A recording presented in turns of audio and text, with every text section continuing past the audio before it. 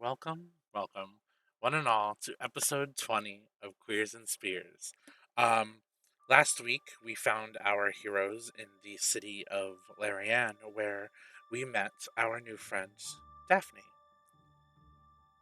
Our heroes were also led to a beautiful tavern in Larian known as the Blushing Crow, owned by someone known as the Little Cub. As they entered, Caliver performed as he usually does in taverns and earned the party a free night stay at the tavern. The bartender, obviously pushing a drink, known as the Thunderdome, and a couple other drinks, got the party started on their night of relaxing. They all relaxed and did their thing in the tavern. Daphne going to read fortunes like she does, and the others just wandering about. Dream, however, noticed somebody order the Thunderdome and then head to a small room down the stairs. After some investigating, he got caught by Kyle, the bartender. And after a long discussion, Kyle gave Dream the riddle that comes with the Thunderdome. Dream answered correctly and earned his way into the room, where, with some more investigation, he found a book written by Yarmir Thomas. He tried to pull the book out, which ended up having the bookcase click and come forward and reveal a staircase down. Instead of going alone, like he's learned will be disastrous for the party, he got the attention of one of his teammates, Riona, and they ventured downstairs together. They found themselves in a beautiful theater with a ring in the center, with two people fighting in it. An old friend, Luster, from Gristle's club back in Valoiri, and someone new that they would learn would be Evangeline Thomas. After talking and getting the rest of the team down there, the night's festivities started. We went through fight after fight, finally ending in Riona fighting the club owner herself, Evangeline, and losing. Evangeline then went to her office to find the one and only Delph Miranda sitting in her chair. Obviously, Evangeline has some dirt on Delph, and he was not happy that she displayed that fact. With the man leaving and Evangeline ending the night, Kyle ran down to the club, or to the gym, as the fight club is called, and to let everybody know that the tavern was on fire. Luckily, everybody got out safely, but the fire severely damaged the tavern building. And now, after a night of rest, Evangeline has sworn to get revenge on the person that she knows did this. So we join our friends in the morning to see what they are gonna do.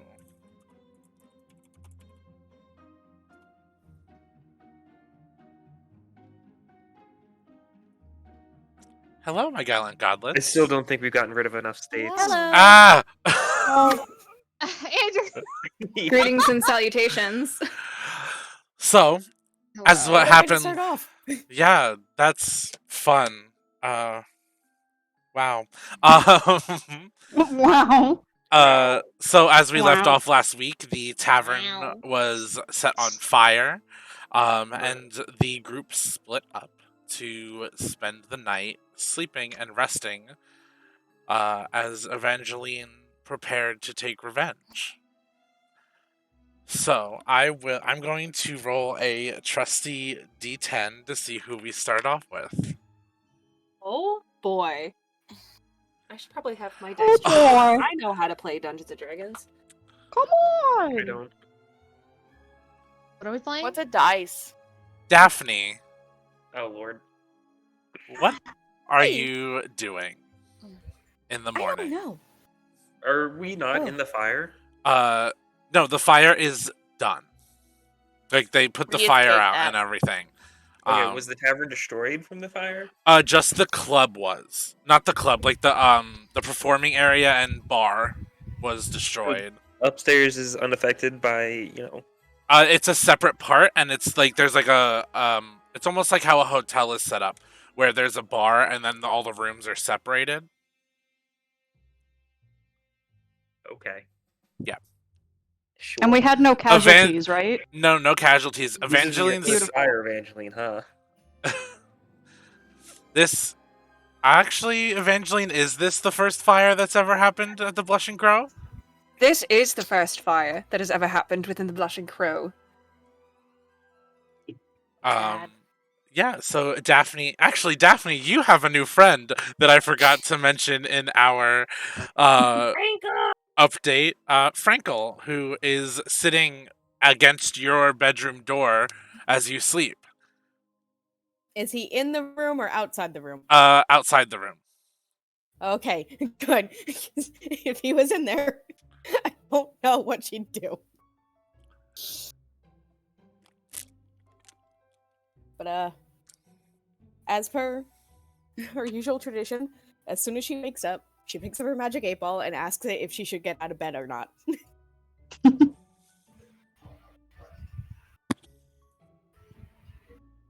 Without a doubt. Okay, so she gets up.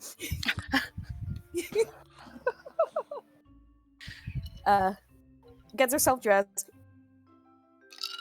And kind of listens outside her door to see if Frankel's there or not. He's gonna do a perception check to see if he can hear you have woken up. And with a 4, he does not. So is he making any kind of noise or anything, or is he just like quietly sitting? He is quietly sitting. Okay, she opens the door really fast. He falls back into you. The lady's awake. Oh my god! What? Are you in trouble, ma'am? What were you doing? I was standing guard outside your door, so that nobody would hurt you. Sleep at all? Frankel. Yes, Did milady. you sleep at all? Yes. Okay. And then I fell she, like, over and kind of- woke up again. She like kind of awkwardly steps over him to like leave the room, and then just makes her way downstairs. Is there anything that milady needs? See?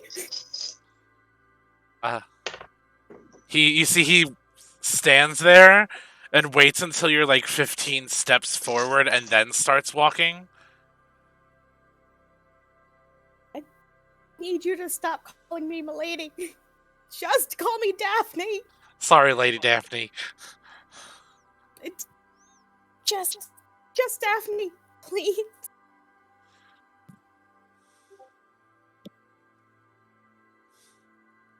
I'll try.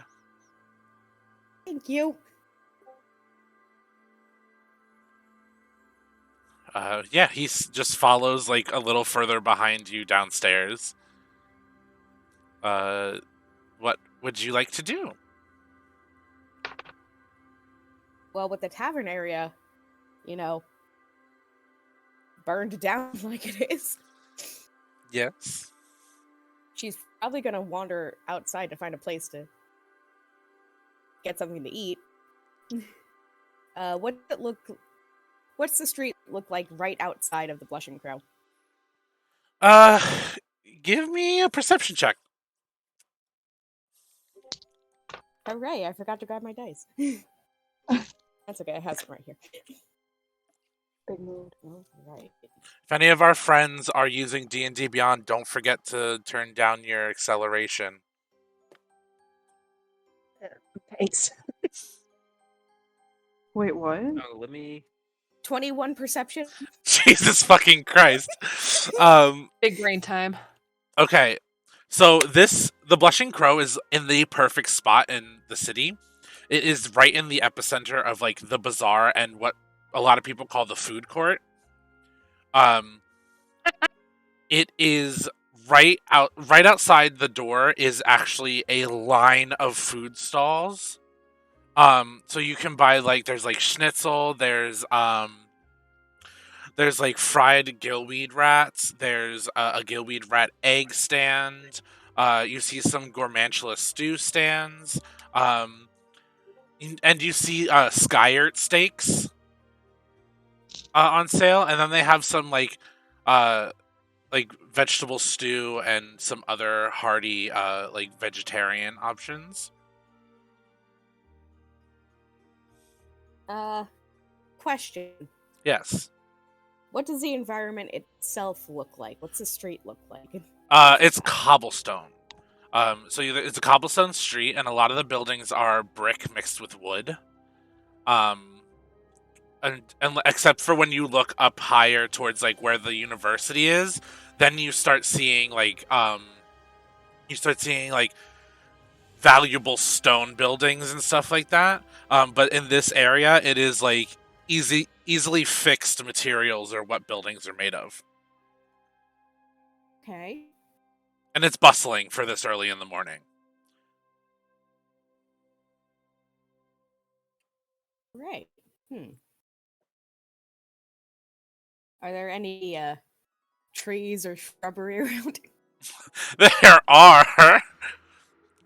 Okay. Daphne walks up to a tree and snaps off a branch. Okay. And then starts eating the leaves. Oh my god.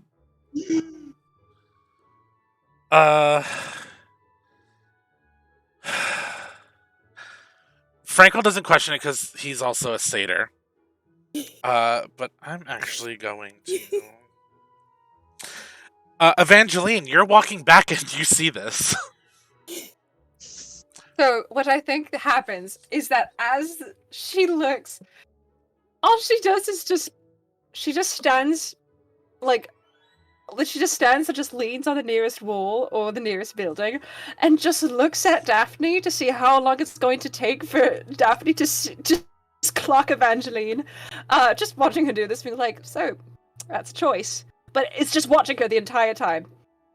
Just waiting to see if she takes notice. Give me... You're not trying to conceal yourself, so I'm not gonna... You know what? Give me a perception check, Daphne. 15. That is actually the DC that I just set in my head. You see Evangeline looking at you inquisitively.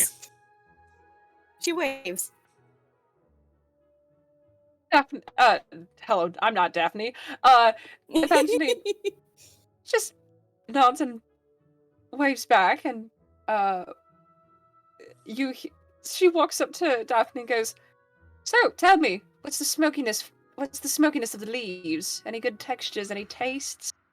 Or do you just do that to every single tree you pass by? Well, each one tastes different. This one's really Right. nice. The leaves are a lot softer than what I'm used to. And what are Like you she takes used another to? bite. Oh yeah, I do this a lot. Right. Well, that is a choice in itself. How did you sleep? Everything all right? Or are you just out for a morning stroll and, she, like, gestures to the leaves. Breakfast? Oh, I slept okay. And she, like, kind of glances at Frankel. Like, she doesn't mean to. It's just, like, kind of happens. Good. Well, Yeah. What brings you out here this morning? well, I live just up the street. And I have to go take a stock of what exactly I need to rebuild. And, to get breakfast and coffee and things as such. Care to walk with me back to the Blushing Crow, or do you have errands to run? I had nothing. I could walk with you. Delightful. And with that, Evangeline's gonna kind of make her way back to the Blushing Crow. Awesome. Let me... 18. Cool. Riona, you have just Hello. woken up Mm-hmm. in a rather plush bed. The Blushing Crow is probably the best beds you guys have slept in Yeah, they are. on your journey.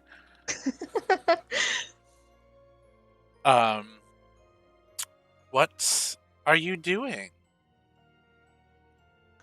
Riona is taking full advantage of having probably the best bed she has ever slept in her life. And is probably still curled up in bed, like maybe leaning her back is like against the headboard. And I think she's looking through the newly acquired book she has. Oh, Raynor's book? He did give it to her after all. Oh, this is gonna be fun. Mm-hmm. It's always comforting to hear the DM say. Give me 1 second. I wasn't expecting you to look through this. Give me. Is this content no. going to be allowed on Twitch? How many are there? It's spiteful. Too bad someone's not here to enjoy it. Give me a D6 or a D4 roll. D4. Okay.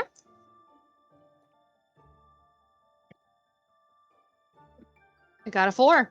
4. Oh, yes. Okay. Now I'm scared. You have landed on the 69th fable of the book. Nice. Christ. Yes! I It's don't know what it is, but it's a so what you've gotten from reading this book is this is a book of smut. Heavy, grateful.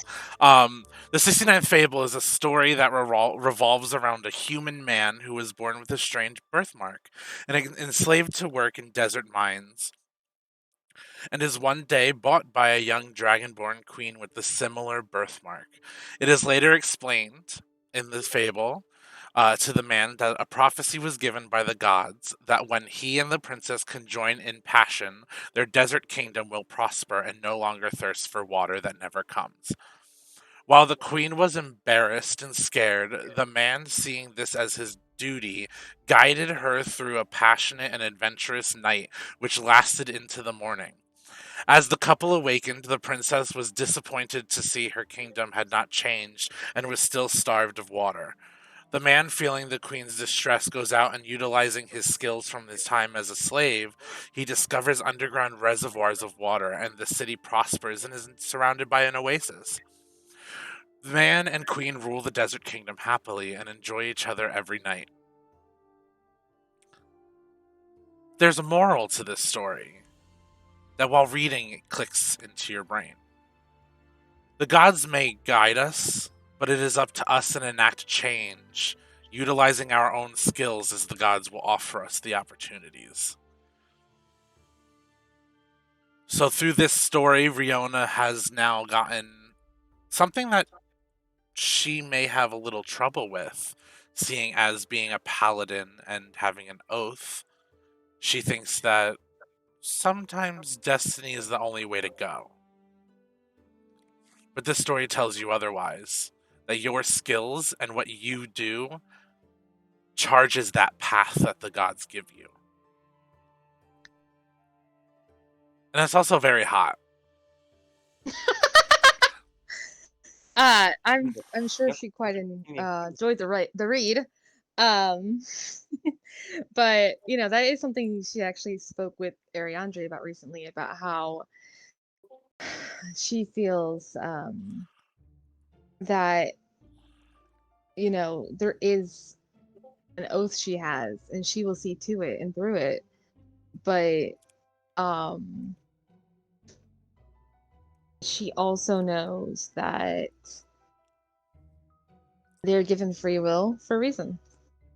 What she does with that is up to her. This is true. As you So, I are think it's- sitting there reading, you feel a little head bump the back of the book.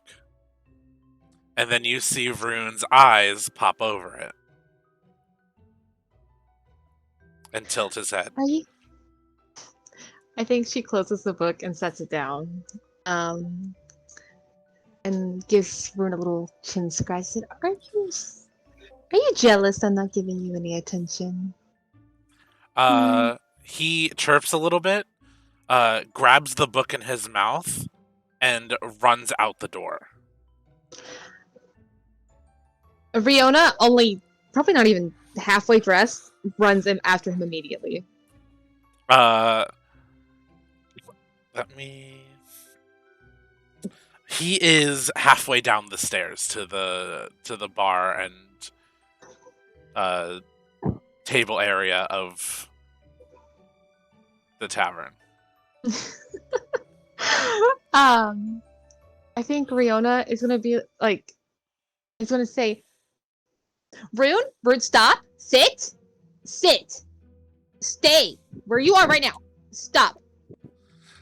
You see he turns around and jumps down to the bottom of the stairs and sits and looks at you.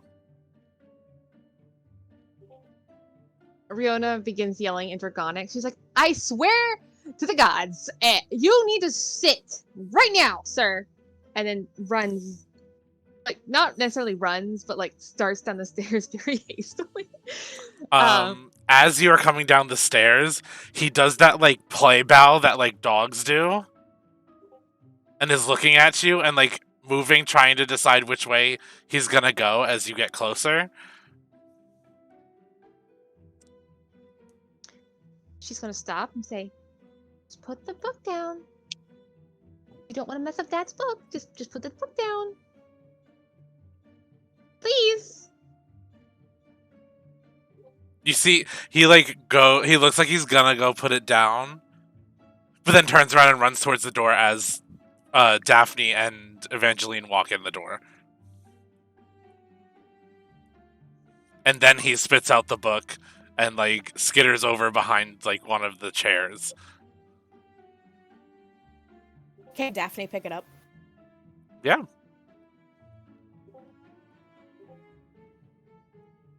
She immediately picks up the book and like kind of turns it over her hands. Oh, is this a gift? Hi, you're cute. No, it's. Evangeline will take the book and just like take a peek to see what's in it, and if it's still in the smut section, she's gonna reach and go, Do you read Celestial or Draconic? let me look. No, I don't. I This read Sylvan. this book is complete gobbledygook to your eyes.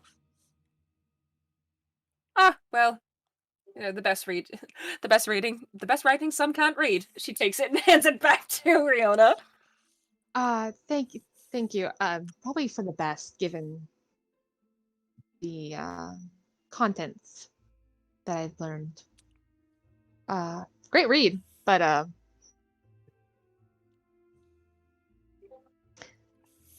not what I was expecting out of a holy text. Insight check! She's Go right not ahead. much right now. That is a 19 insight check. Oh! 7 plus 12, baby! Hell yeah!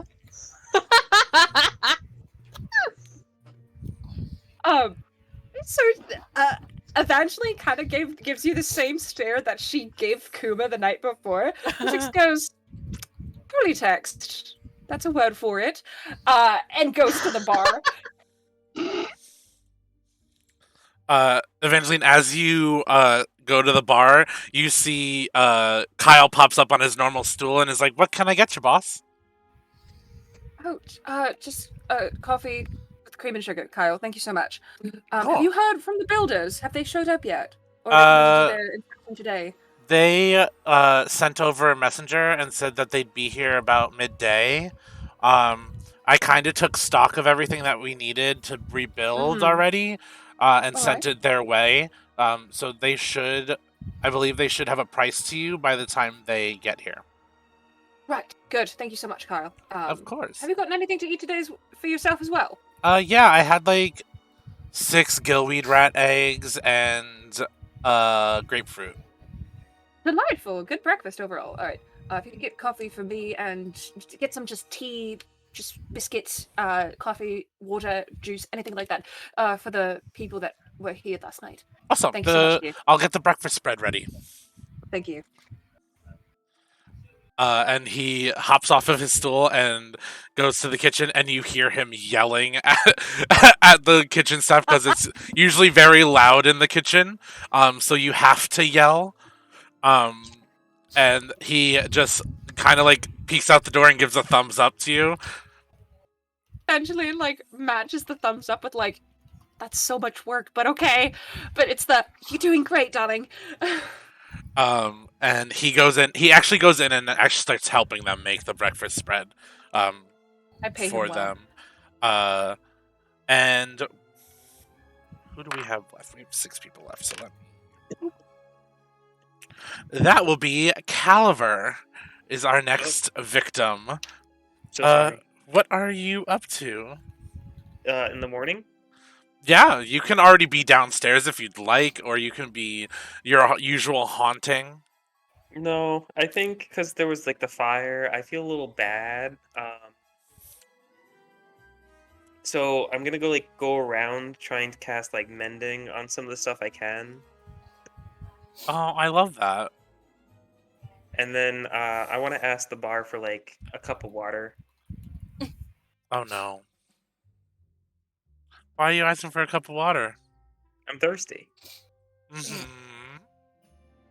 I know exactly why you're doing it. What are you talking about? I just want some water. Okay, you get a glass of water.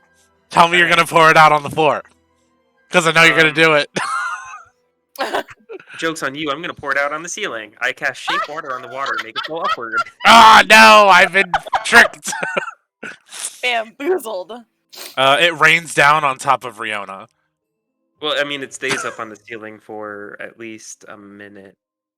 When it's done, it rains down on An hour. Riona. It 1 hour? For an hour. Oh my god. By that time, it's soaked into the wooden ceiling. Yep. So there's just a wet spot on the ceiling now. Well, Riona, before she can get rained upon, is going to grab Rune and run back upstairs to put clothing on, because, like I said, she's not dressed. Yeah, Rune is making all of the noises of protest as you do this.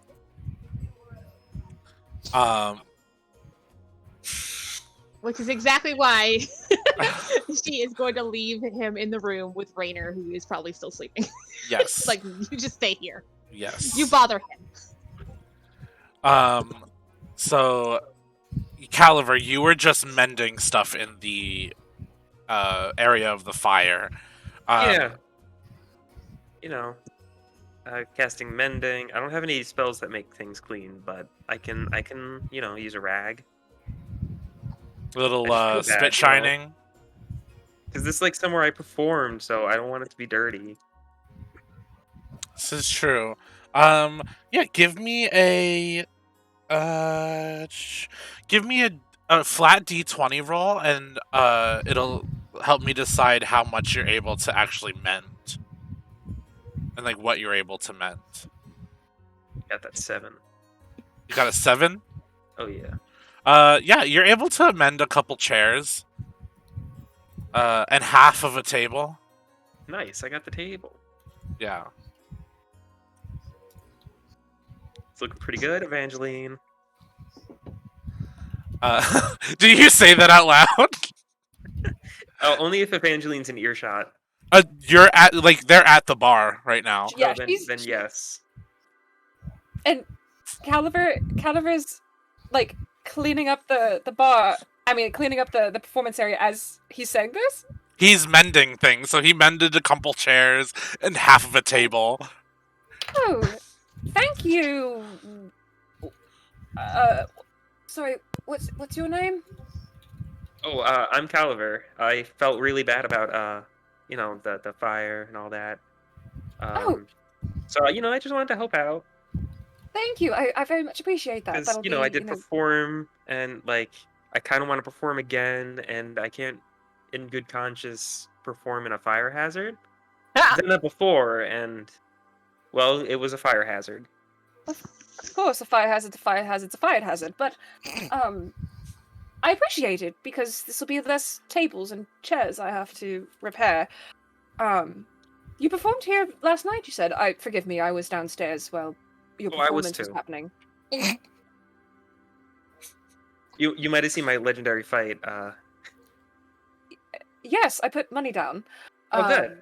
I hope you bet on me because I crushed it. Yes, I'm aware that you crushed it because I watched the fight happen. But so you performed upstairs and you were down here. That's great. Well, when things are back in order, I should hope to get you back on the registrar, the docket, if you will, if you would like to perform That'd be here. nice. Of course. That Evangeline's also putting up chairs that weren't burnt in the fire. She's putting them up and moving things around. And so you are with these friends over here, and kind of gestures to Daphne and is Riona back at this point, or did Riona go upstairs? Oh, she's back now. She Cool. went and got clothes. I put Rune away. Perfect. So she's like, so you're with these friends here? Yes, these are my best friends. Damn right. Delightful. Daphne gets so excited hearing that she's now Caliver's best friend. Am I your best friend too? Frankel She speaks just up. starts, vibrating with excitement. Frankel just sits there and goes, "Am I your best friend too?" Let's say it's acquaintances, Frankel. Let's not move fast. Okay. He sulks in the corner. Yeah. Go back to your Right. corner. What brings you all to Larianne? Oh, we're doing a tour, and this was the next stop, I'm told. A tour? What sort of So, tour? it's like some sort of world tour. We're supposed to perform in all the major countries and all the major cities. Oh. I think they're calling it Tour of the Gods or something. At this point, Elias walks down the staircase, and he's like, "They have a task list they have to do in order to prove worthy of being gods and go the ascension." Am I aware of the history behind this? Everybody knows of the ascension. Okay. With the mention of that, she goes, "You all are tasked with the ascension then?" Yes. If you got anything, any shows that you want us to perform at. Well, it's not really a show of sorts, but if you want to be considered gods are worshipped for the and she kind of before she says anything, Evangeline does look around the room. DM, does she see anybody that could even resemble the DZF? Yes. There is a messenger at the door with DZF emblems. There's a lot of acronyms. What is DCF? DZF is the Dwarves of Zeldrassian Faith. As she clocks this, she turns her full body to the messenger, and she goes, "If you do not have financial compensation within that envelope, I want you out of my bar." You see, he looks at you and goes, "Well, madam, I have messages from the High Council. If you would like them, I don't know what is in them. I am purely just the messenger." Evangeline will walk over and she will take the envelope and she goes, "Out." Of course, madam. Sorry to disturb you this morning. Out. And he leaves. Evangeline will open up the envelope. Inside, it has a letter signed by the High Council of the Dwarves of Zeldrassi Faith, giving you condolences for the absolute catastrophe that happened to your to your tavern. Any help that you desire, they would like to give.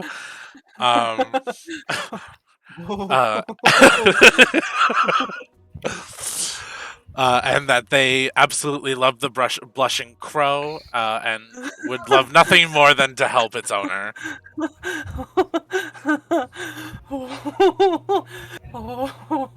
Okay. Hi. Character playthrough. Character. I am this is a character.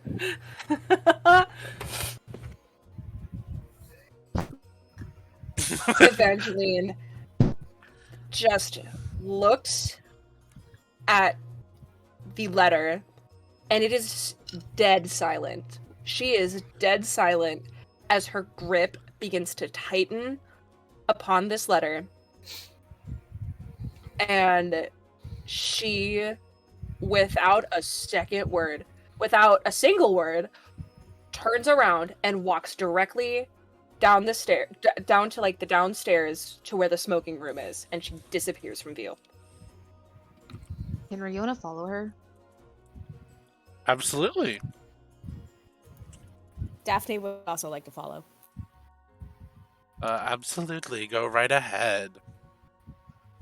And with that, we are going to cut to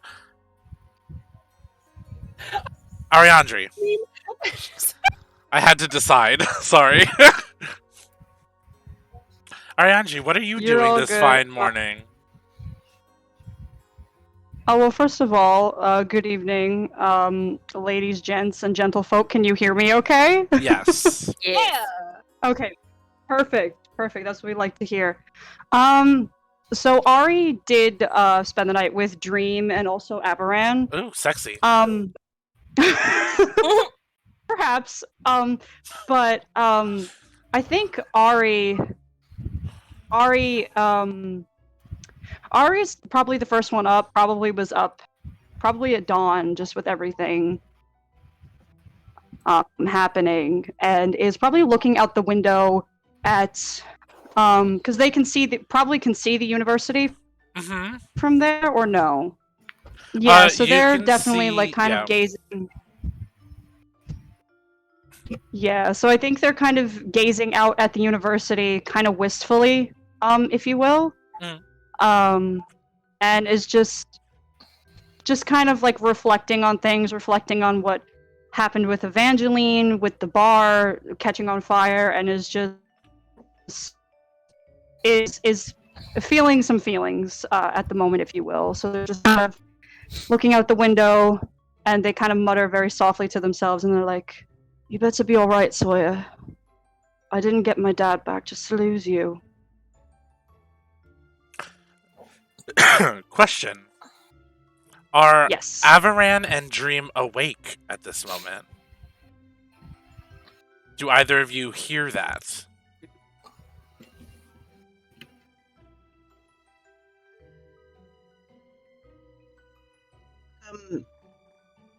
Dream, like, I want to say that like Dream was like napping, very light on and off. But probably, if words are spoken, his eyes kind of like flutter open, and he's taking in his surroundings. Okay, so you hear in your grogginess, you probably hear Ariandri mutter this.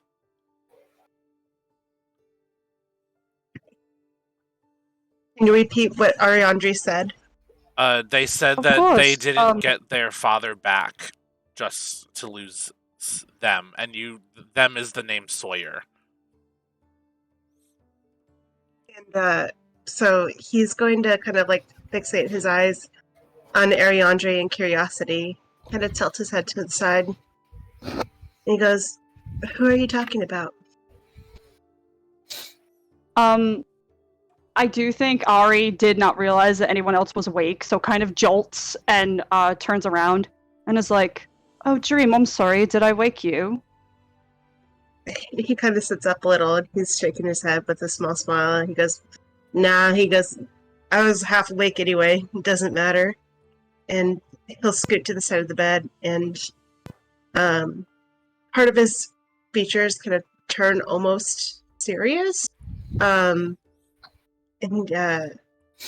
he says, "How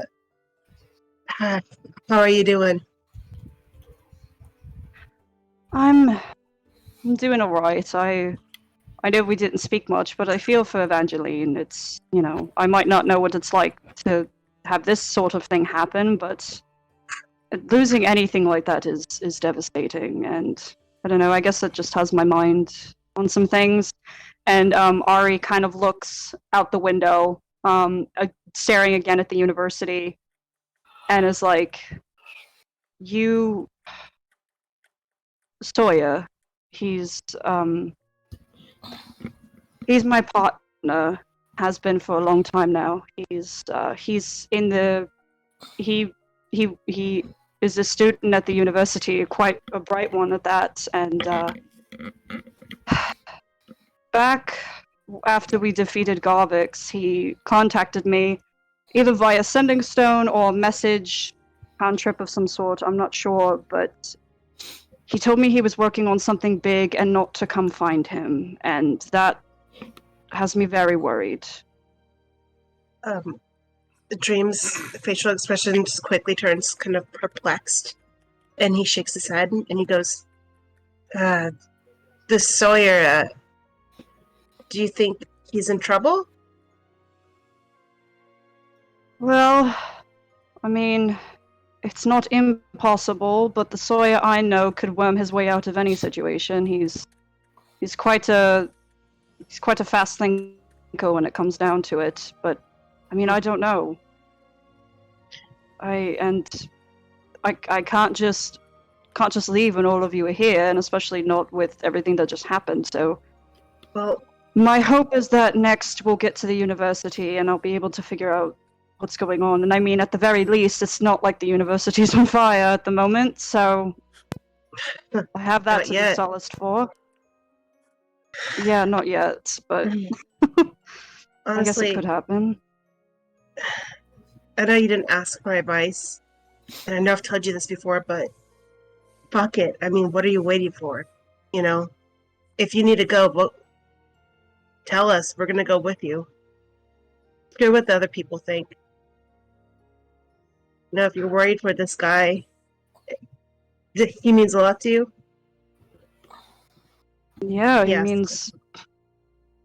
Yeah, and Ari's like, yeah, he means quite a great deal to me. He's, he's, like I said, he's my partner, and I love him. I love him dearly.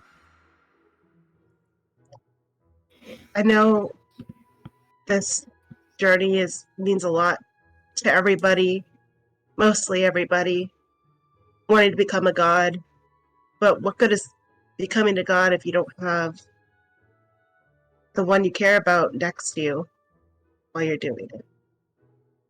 And he kind of swallows at that and shakes his head, and he goes, I'm sure he's all right, but I'm just saying, if you need to find him, you gotta find him.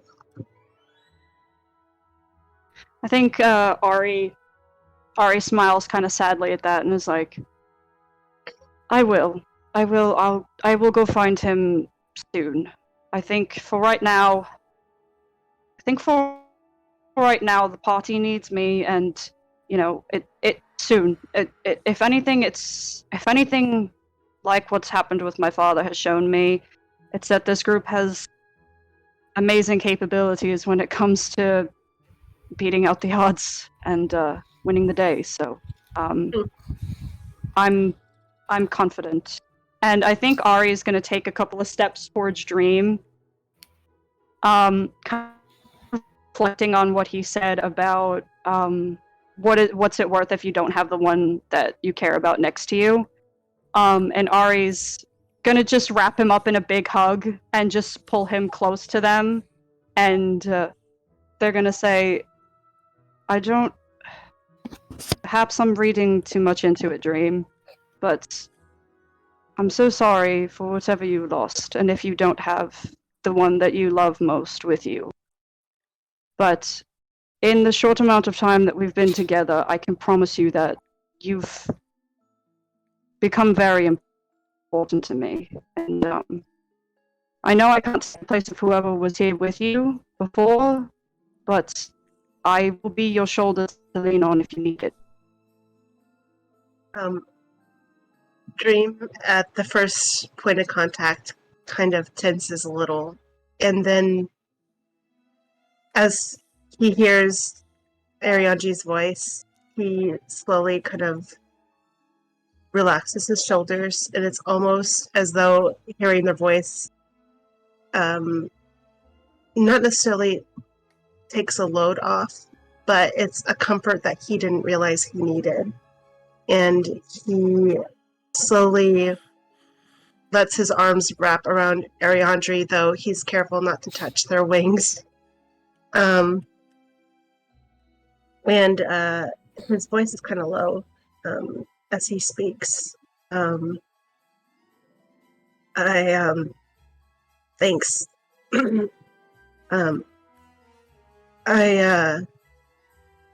Right before you joined us, I lost someone pretty fucking important. But all I can do is to make sure that doesn't happen to anybody else, right? And he shakes his head as though shaking his thoughts away. We're gonna help you find him, and we're gonna kick their fucking asses, and I promise you that.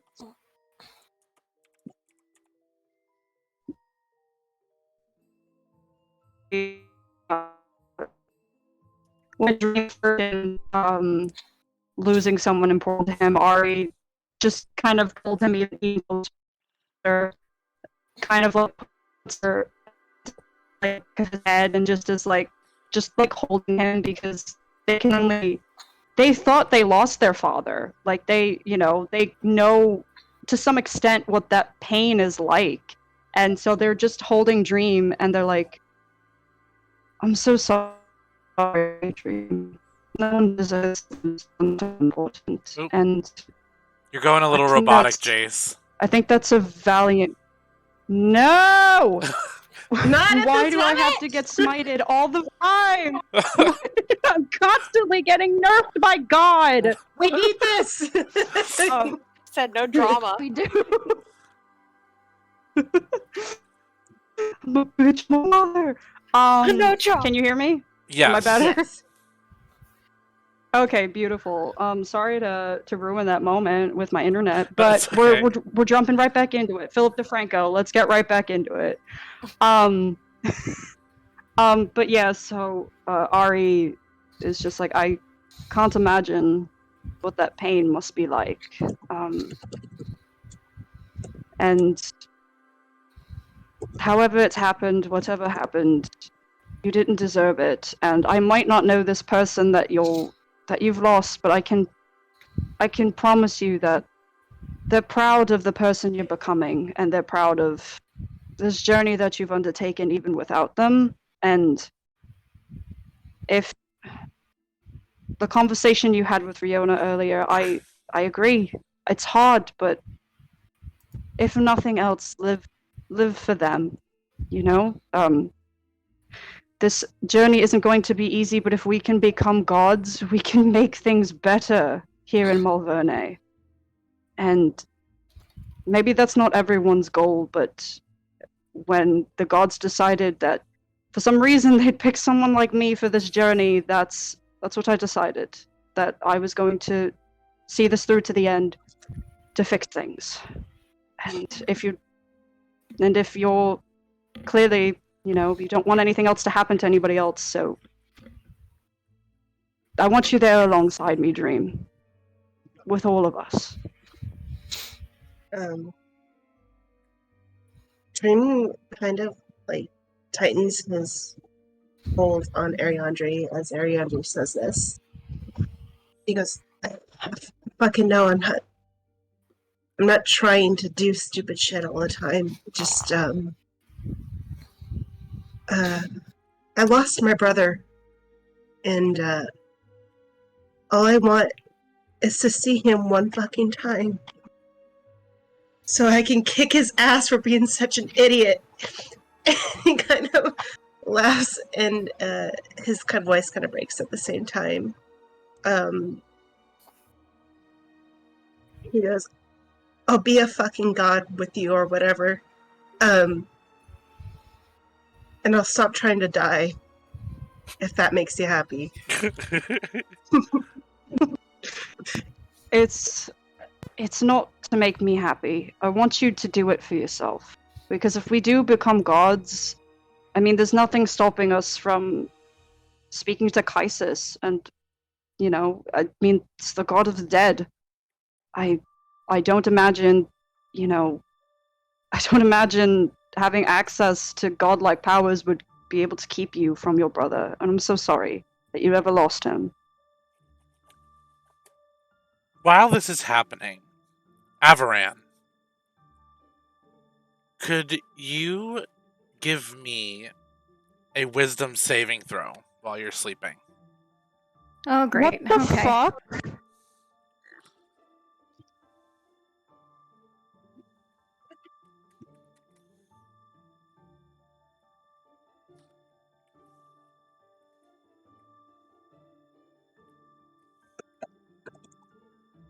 I dropped my dice. Hold on.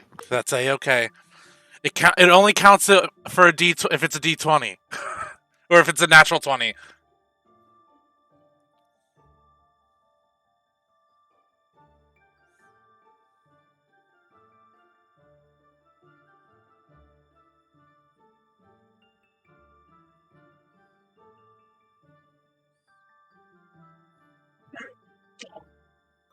Okay.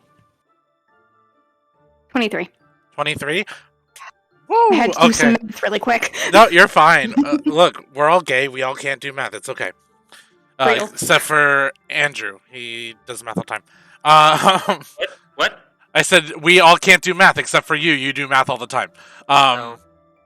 With a I 23, don't know if I should be offended, actually. in your sleep, you are pulled out of this room and into a world of beautiful green. Actually, a world you recognize.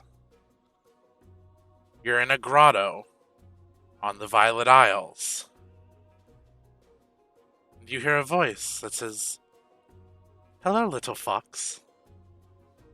Gross. Mop it up. And it's a voice you recognize. We love a little emotional damage earlier in the morning.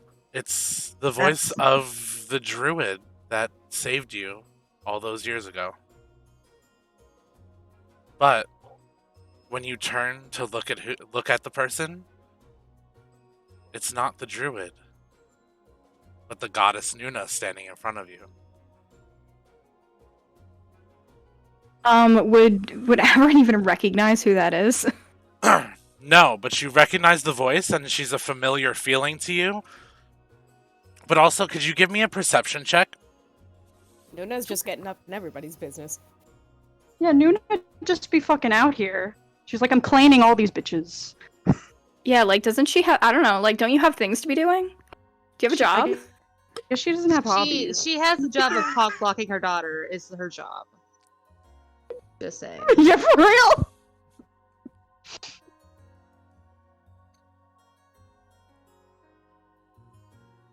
Ouch, I got a 1. That's fine. This wasn't for anything around you. But even with the natural 1, you notice you're not in your fox form. You are standing in human form in front of It is worth noting that he wasn't in fox form, like in the physical That's realm. fine. Anyway. She smiles and says, "How peculiar. I haven't seen you in this form before, except for like when I've watched your journeys with your friends." But he might not be in fox form. He's still growling though. He doesn't trust this person. oh, don't fret, child. You see, she shifts shapes into the druid that saved you.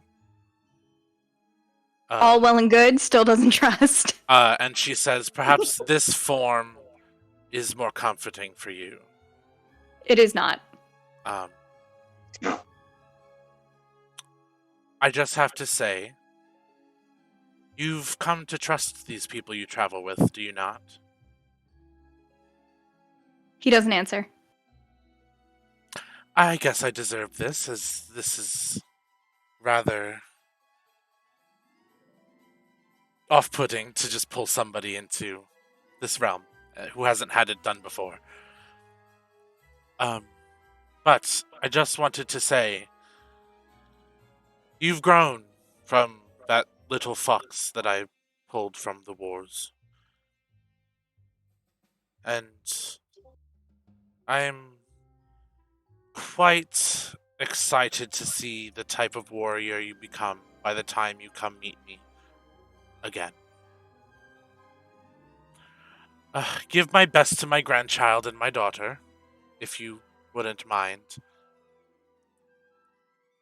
But I'm excited to see what you can do now with this newfangled form that you got. Does he even know what she's talking about when they talk about like grandchild or whatever? Averin, I'm pretty sure, has heard. I know he was around while that conversation was going on. I don't know that he was paying attention. That's up to you then. You can give me a history check or a flat intelligence check. Okay, we'll do if that. you'd like.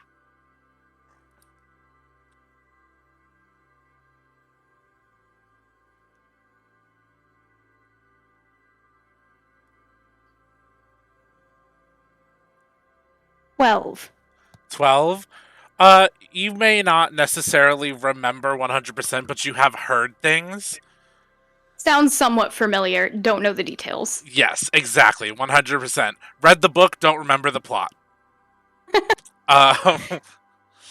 And she looks at you with a smile and goes, "Well, I'm sorry to interrupt your dreams. But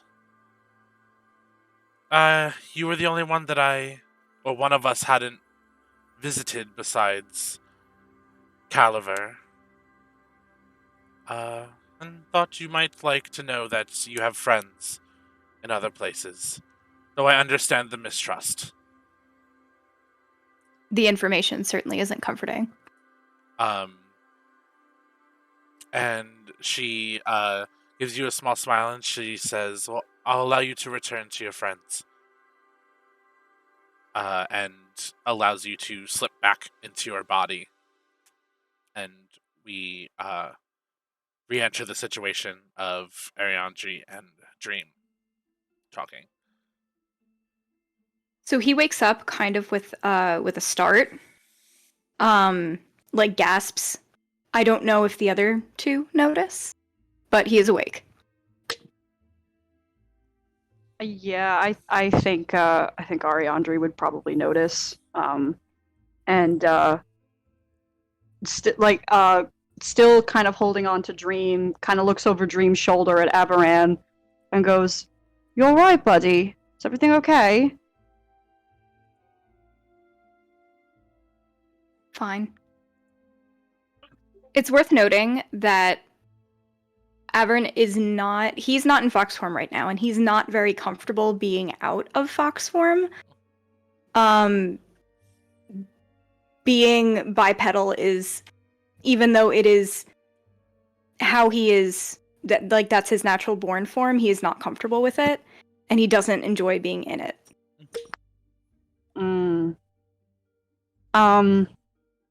Yeah, I think Ari is gonna just kind of rub Dream's shoulder and kind of step out of the hug and walk over to Avaran and sit on the bed and go, "Do you want to talk about it? Or I've never.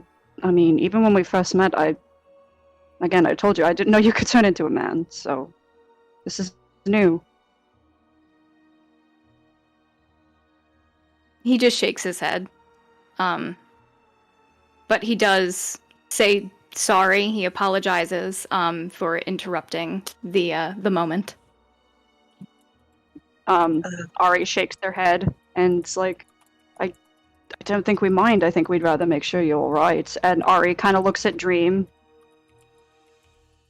Dream also looks over at Averin, and you could see a kind of a concern on his face, and his eyes kind of break over him, and he stands to kind of come closer to both of them, and he goes, "You didn't interrupt anything. What happened to you? Are you okay?" I'm fine. He's a little terse, due to history that I will not yet reveal. He, seeing the druid, dredges up a lot of unpleasant memories for him from the circumstances he came out of. So he's very tense, he's not comfortable, and being not an animal just makes it worse. Would Ari be able to tell that, outwardly tell that Avaran being in human form is uncomfortable for him? Considering that, given their history, they only met him when he was a fox, I think that would really depend on how well you are at reading body language, because he is, visibly tense, his knees are kind of drawn up to his chest, he's bristled a little bit. I think it's reasonable to say that an ordinary observant person would be able to tell that he is uncomfortable, if that answers your question. That's fair. Oh, go ahead. I was going to say, but either of them, do you think they would get the feeling of why? If you want to know why, I will need an insight check. If that's okay with Ben. Of course. If Okay, Avran wants to try to conceal it, you can give a deception to try to conceal it and contest that. But if Avran is not trying to hide it, or maybe doesn't know how to hide it, then it won't need a deception check. That's completely up to you. He definitely doesn't know how. Okay. Dream got a 23 insight. You fuck. Oh my god. Ari got a nat 20. Ari got a nat 20 insight. Yeah, you guys can tell that. Y'all stop reading me. You outwardly. Stop being so readable.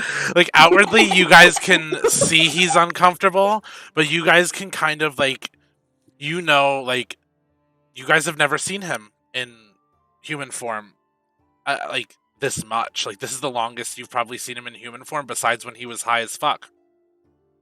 It's probably the longest he's been in human form the entire campaign. Honestly, Dream would like to kind of look at him and kind of thought for a long moment, and then almost as an afterthought,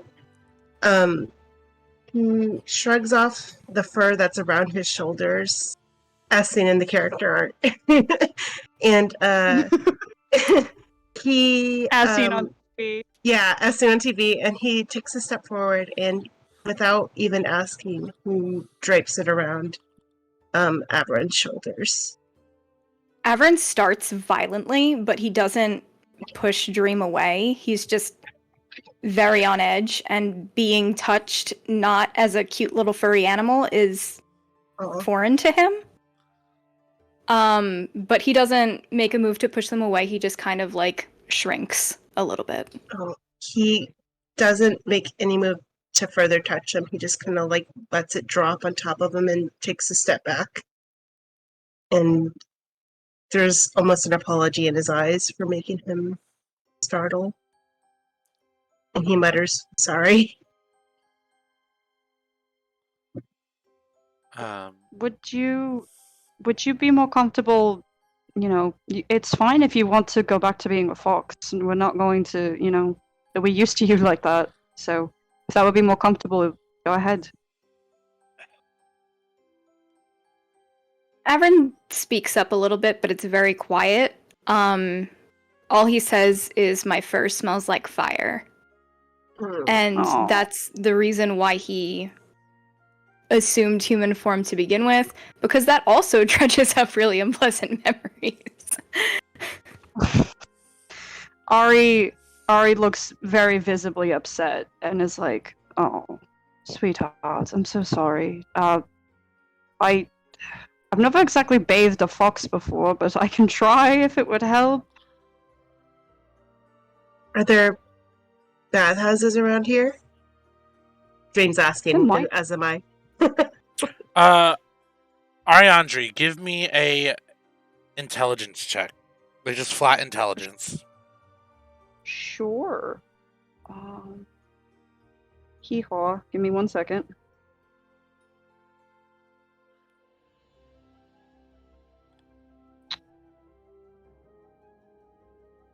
Give me my intelligence, please. I have a -1 to intelligence. This is gonna be fun. Oh god. Ari got a, oh shit, fuck. Hold on. Ari got a 13. You would know that there are bathhouses and spas, but they are not in the immediate city. Gotcha. But you guys do have a bathroom in your room. We have indoor plumbing. Evangeline's got it all. Hell yeah, she does. Yeah, she does. That's what I'm talking about. She's a sugar mama in yes, her own right, baby. You want an allowance? Yes. She'll give you an allowance. Fuck. Oh. I'm gonna work for her. Fuck Kyle. Thanks, Mom. I mean, if you ask nicely, he probably will. Dream will As long pass. As long as you don't claim that you own the place, Kyle will probably do what you want him to. Though he does take after Dream Luster refuses. Dream. What do you mean? What do you mean? But we're gonna cut from this little do I bathe you, do I not situation, and go to Kuma. Kuma, what are you doing? As everybody's having heartfelt instances. Or smutty instances. Or just eating some leaves. Yeah, that too. Frankel did grab a branch too, by the way.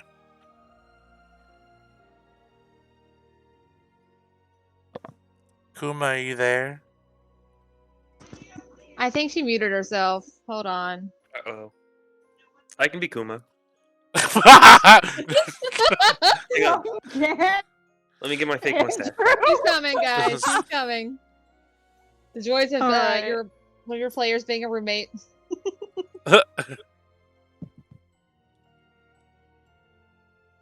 Oh. Dad, hold on. But you said she was coming. She went. I mean, I didn't say where she was going. It's okay. Can you hear me now? Yes. Yes. Yeah, my Discord sometimes mutes me for no reason. I get it. It happens. And then I can't come back. Kuma is probably doing, or has probably finished up with her morning stretches and all that stuff, and has probably come down to see if there's something to be had for breakfast, whatever that might be. Oh, if you're coming downstairs, Kyle had the whole breakfast platters set out for you guys whenever you're ready. Oh, okay. then Kuma's definitely probably gonna fix themselves.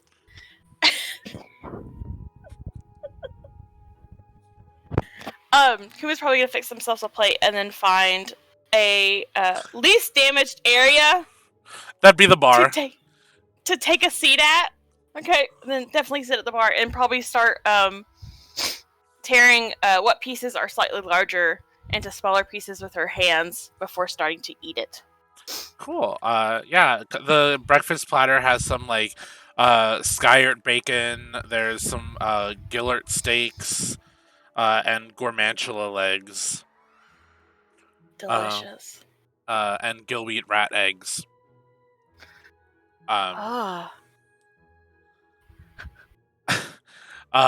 And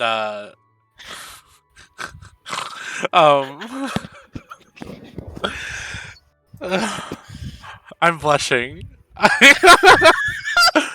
I can't with this general chat. So you guys have breakfast. So downstairs is Kuma, Riona, Caliver, Evangeline, and Daphne. So the only ones missing are the ones deciding whether they're gonna bathe the fox or not. Bathe the fox. So bathe. we will We go. have decided to bathe the fox. So you bathe the fox. The fox concurs. Give me a sleight of hand check. Opposed strength. Opposed. Well, is Avaran like fighting it? He Or is allowing welcoming? it. He doesn't want He's to allowing it. smoke. So Dream's also helping, so if that gives advantage at all. yeah. So just give me. You know what? I'll say a dexterity check. Just dexterity.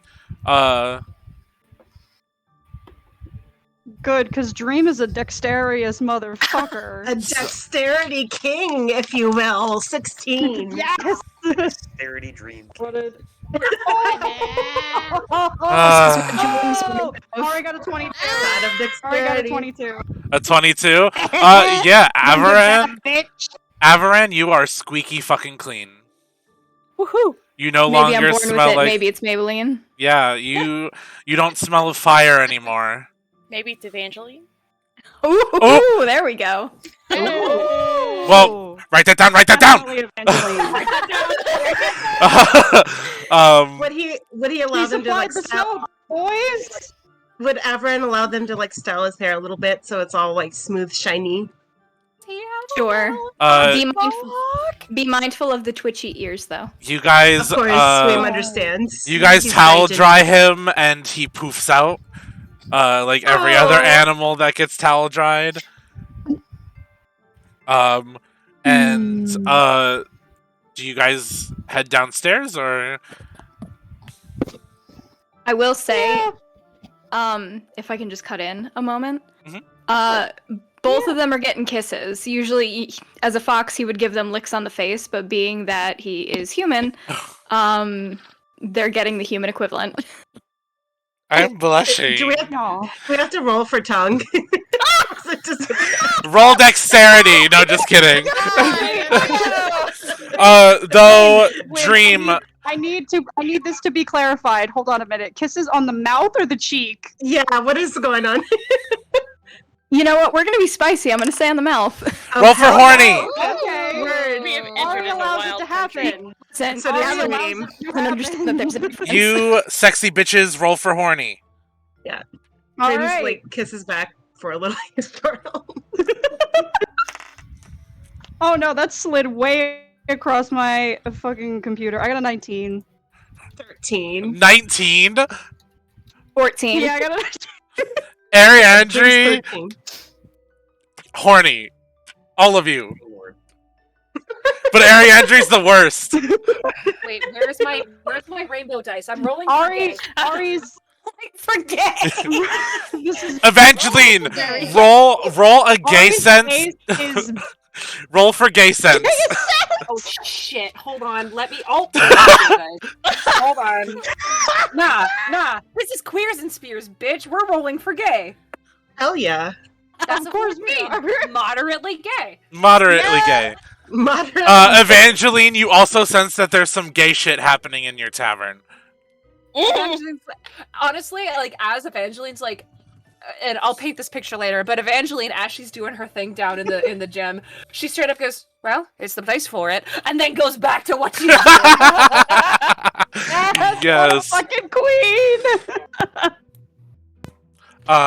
We do be blushing up in the blushing crow. Cool. Also, Yeah, you are. Dream Riona went downstairs, and so did Daphne. So, what do Daphne and Riona happen upon as they follow you? So, Evangeline is a tall bitch. I think she was like 6'2". I think that's what I said. If I didn't, she is now. She is already down in the warm-up area of the gym. Her loose, like, long sleeve shirt has been shed. She is in a sports bra and her regular just leather pants and her boots, and she is at a punching bag, going to town on this punching bag. Like, this is something that you would see in a fight, but this is on a punching bag. And she is just going to town on this thing. Like, blow after blow, kick, all these different types of combos. And you do see on her shoulder, all the way down to about her elbow, it looks like it is an ink brush tattoo. That is on her left arm as this is going on. And I will put a picture in our own chat as soon as I grab it. But yeah, that is what you see. And she's not talking to anybody. She is just letting loose upon this punching bag.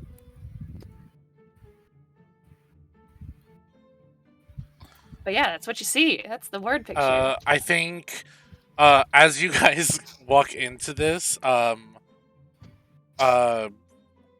just like, well, damn, glad that's not a person.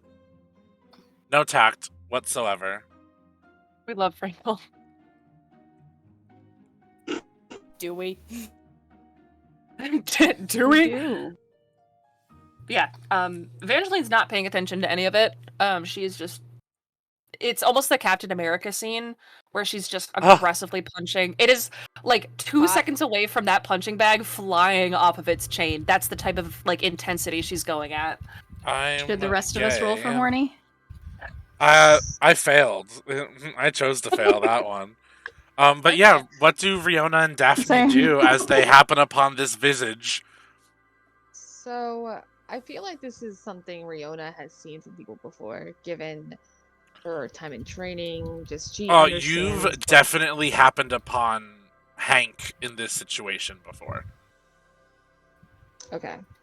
So, given that she's witnessed this before, I think Riona is going to go down. I think she is going to step into the ring. I think she is going to take hold of the bag to stop it. And she's going to look at Evangeline in the eye and says, "Who do we need to take down?" Oh, the loaded question. And I think as you hold the bag and you're asking this, Evangeline doesn't say anything. And as she continues to punch, you start to see this. It's almost like black smoke coming off of her in wisps as she just continues punching this bag.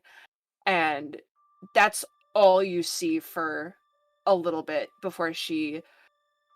DM, can I roll to see, even though Riona's holding it, can I roll to see if I do punch at least a hole in the punching bag?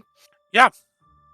Well, what do you want me to roll? Just to roll to hit? Give me... a roll to hit, and then after that, give me a strength check.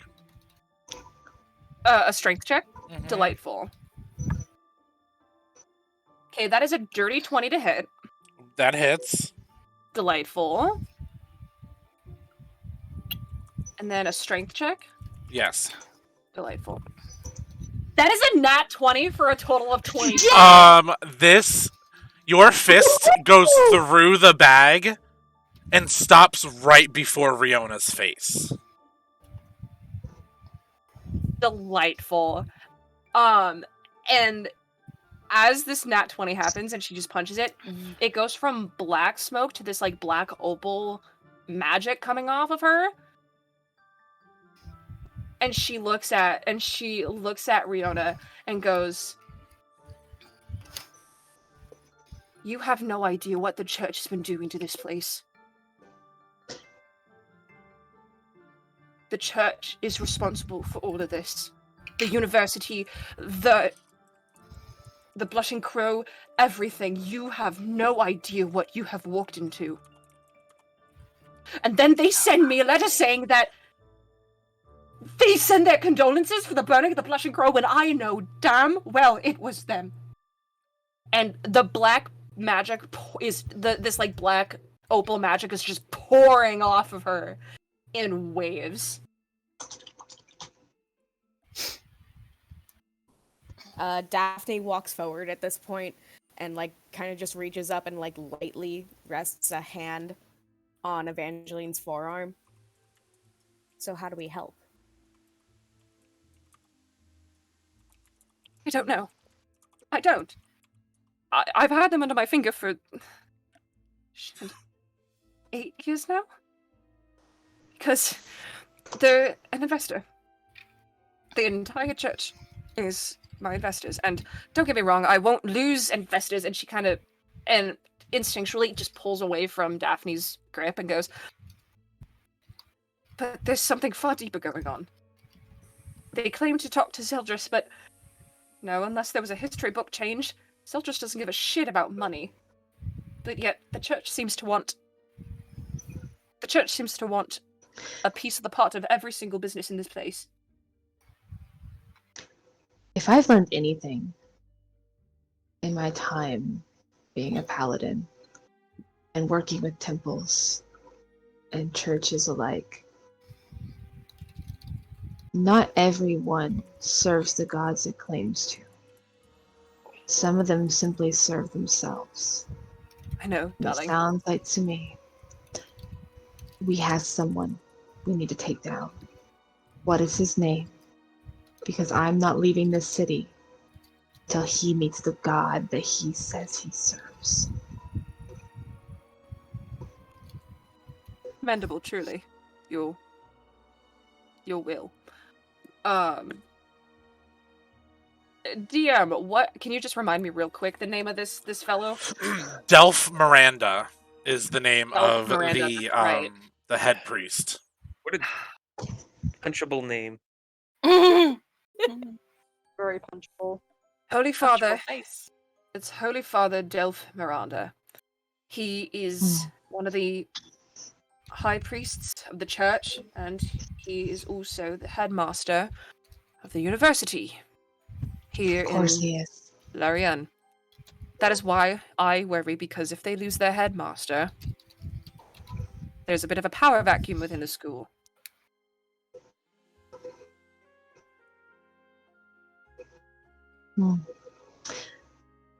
And you all seem to be, the ascension, the next to rise. So, according to your friend, he seems to think you are all on a tool. But gods are worshipped in a time of strife. And how tall is Riona? Riona is about 5'10", so she's just a little bit shorter. She Evangeline looks at Riona down in her eyes and goes, "If you are set to be gods, what a beautiful way to be worshipped. We need your help more than ever." And as I They first kind of just blinks and she's like, "We're meant to be gods." Riona You guys are gonna be stops gods? mid-sentence and looks at Daphne and says, "We have a lot to tell you, Daphne. But are you familiar with the Ascension?" Oh my god, you guys are gonna be gods? They were gods. Oh my god, they were gods. And they were gods. So she's look at Daphne and say, "This is something we will catch up later on." Got it. Don't worry, little head about it. I'll explain it to Daphne. Evangeline. Don't you worry. I got this. No, you do not. But Riona's gonna look at Evangeline and say, it would be an honor for us, gods or not, to save this country from an evil that is trying to ruin everything good about it. And as far as I'm concerned,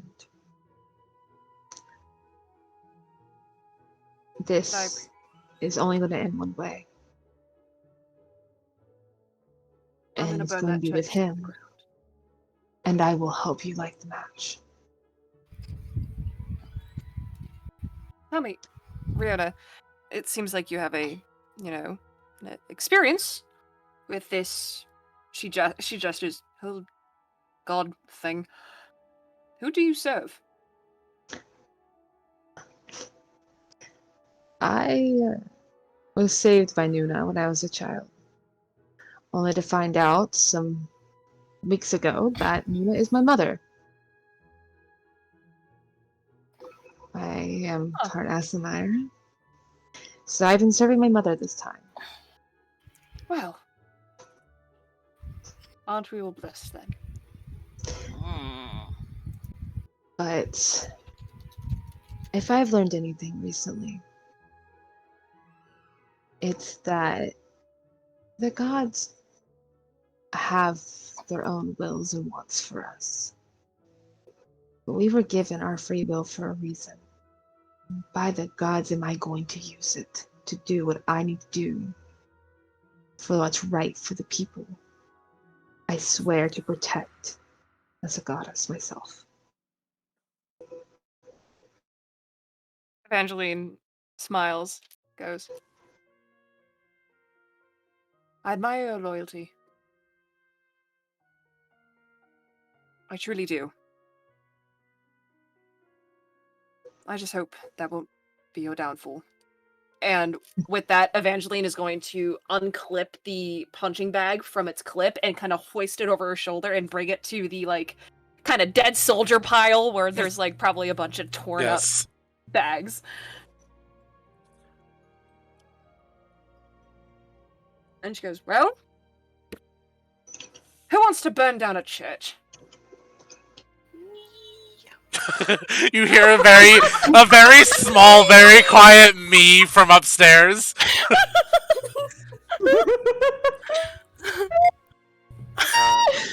I don't think I've ever performed at a church. I hear the acoustics are really good. So it's safe to say you guys head upstairs. It's also safe to say that the other three have come down to the bar. So everybody's at the bar. If everybody would, actually, I'm gonna let this naturally progress. What happens as you meet up at the bar? I would like to remind everyone that being that Averin is in human form, he is very, very naked. Yes. As Evangeline walks up, No. Averin, I like your style. I think Evangeline's the first to come up from the gym, and she just walks up. She goes, "Oh!" and doesn't turn away or anything. And just looks him dead in the eyes and goes, "Hello, you are very nude. Can I please get you a robe? Is that something you prefer? I'm not going to yuck your yum, but however, no shirt, no shoes policy."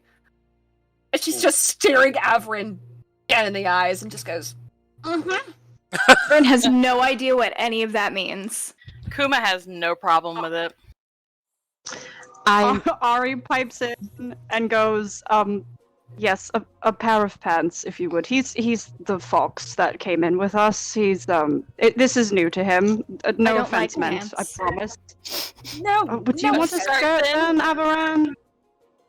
Would you like a skirt?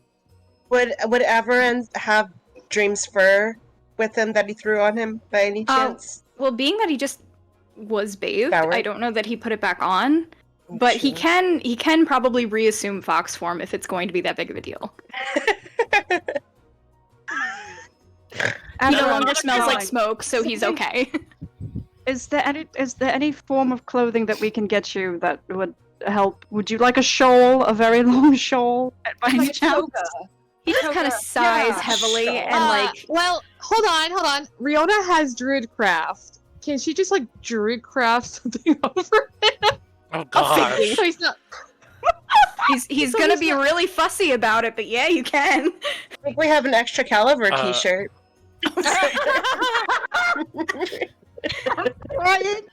Merch. There is an extra caliber t-shirt, and it is big. I mean, Averon's 6'4". Is it big enough? Oh. It could be. It's a crop top. Can we just say it's big enough? Look. Elias Face, is gonna be like a caliber shirt and a pair of booty shorts. Can this happen? Booty shorts say juicy. Riona is going to Druidcraft some Daisy Dukes onto him. Beautiful. Oh gosh. He's very Love unhappy it. about it. He's Wait, like I can just squirming and like clothing. pulling at them. Elias is just gonna look at you, Everin, and be like, are you? You're not gonna be the fox? I want everybody to be aware that upon coming upstairs and seeing this, Daphne has been covering her eyes the entire time. Oh, Daphne. You keep through your What a hands. queen. No, she does not look. I mean, if nobody wants to see him naked and he doesn't want to wear clothes, he could always turn into the fox again. Am I wrong? Oh, this is Elias speaking. Evangeline looks to Elias and goes, "See, that's what I was about to say." But no, they've decided to clothe him like They- a fool. They do that a lot. They're a chaotic bunch. Are you their chaperone? Who are you? My name's Elias. I'm their friend. Elias. I used to work for one of their friends, and then I don't work for her anymore, and then she was pushed off of an airship. And I'm just with them because I don't know what else to do, and it's my normal. Oh, right. Okay. Well, pleasure to Does meet you, Elias start crying? He just starts weeping. Elias does tear up as he said the airship part. And I think Evangeline goes, "Oh, okay, darling. No need for tears. Pants. So, have we figured out pants? Are you comfortable in this? Do you want something else? However, you were very nude, and your nudity won't be as accepted here in Larian for a lot of reasons. So, is there anything I can get you to make you more comfortable?" The only thing he says is, "I hate this." And Evangeline looks at him, with everybody else talking, and she looks at him, dead in the eyes, and goes, "Would you like to go back into your fox form?" You know what? He does. And then as he does, obviously he's much smaller, so the clothes just kind of fall off of him. And then he takes them in his mouth and starts shaking them like a dog does with a toy. Oh, like Garvix's dick. Oh. Exactly. Oh, okay. All right. What's the name? Averan. Everan, darling, can I take that? And she walks up to the fox, almost like a dog, walking up to a dog trying to get the toy from the dog. She goes, "Averan, darling, it's not gonna hurt you. Can I have this, please?" He interprets this as playing, and he starts evading and pulling away with it. And with that, Evangeline stands back up and goes, "Well, with that out of the way, I think you all deserve an answer to all of this. So why don't we step into my office of sorts?" Yeah? Yeah, of course. Sounds good. Yeah, Yes. I think that would be. I think that would be amenable. Lead the way. Right. Evangeline will pull them into this almost secondary office space.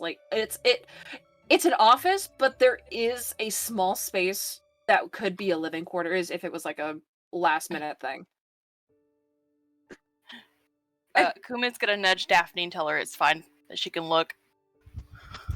And then follow after them.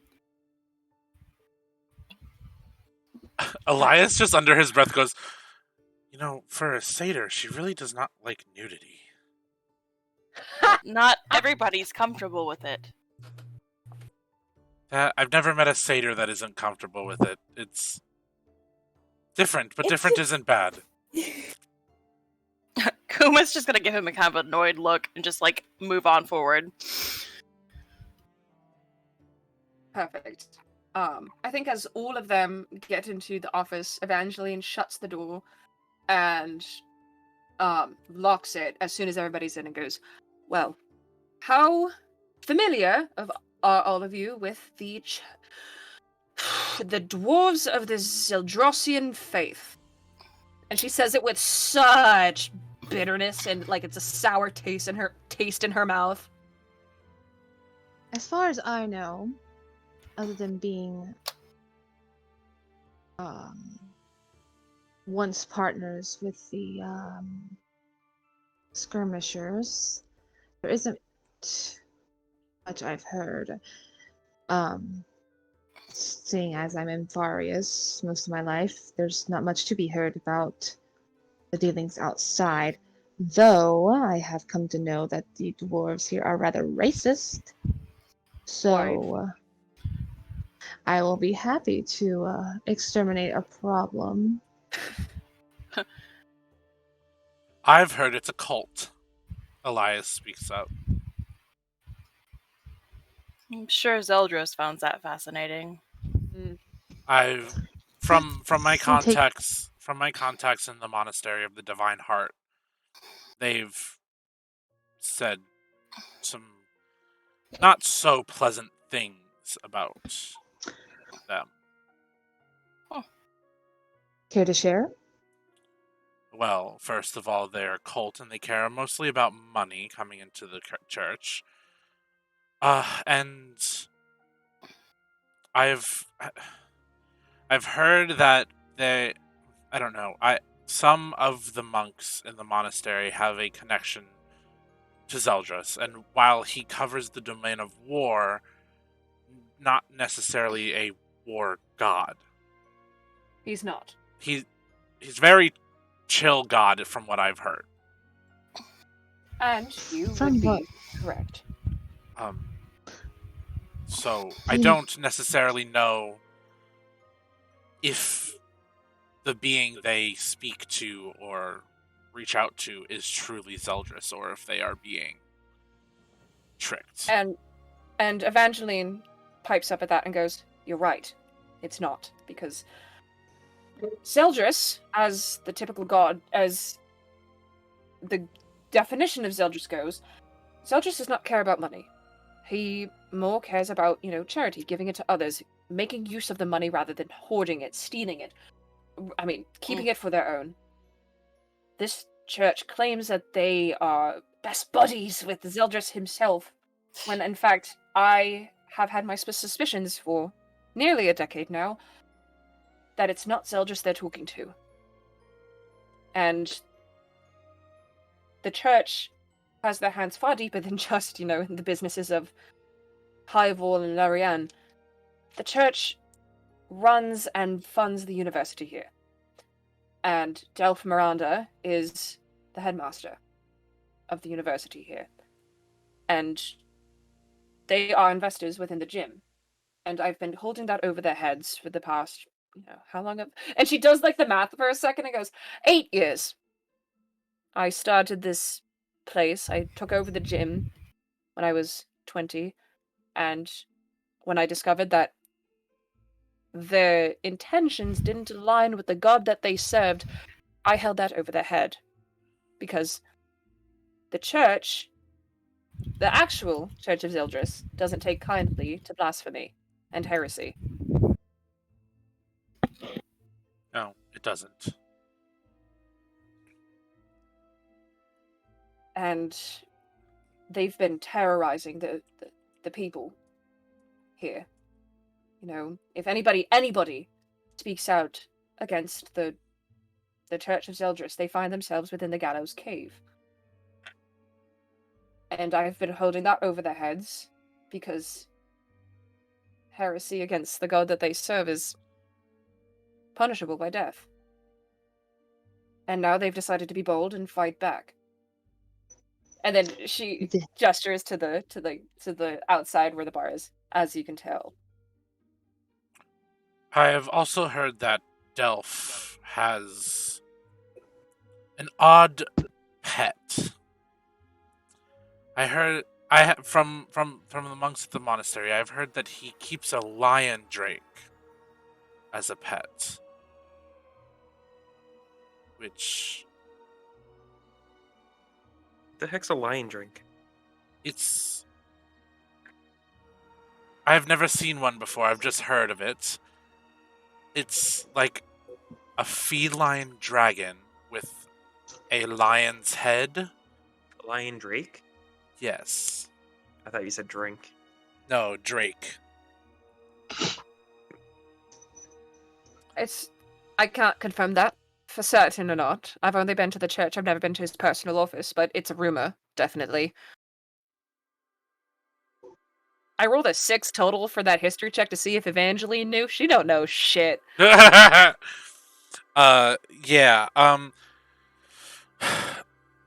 Elias is going to look at all of you and be like, well, if any job seems like a job for aspiring gods, I think this would be it. This would get your name out in the capital city, no problem. And this is more than just a performance. Gods are worshipped in the time of great strife, and we have been hoping for someone to come and help us. I have been doing as much as I can, but it's obviously not working as best as it could. Gods or not, we would assist you anyway. We don't let people like that continue. None of us would. Yeah, this is a Sorry. bad dude. Pretty bad.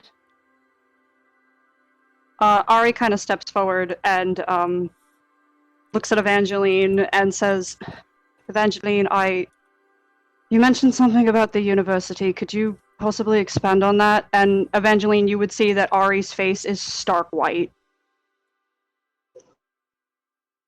I'm not familiar with much in the university, but all I really truly know, darling, is the church funds the school.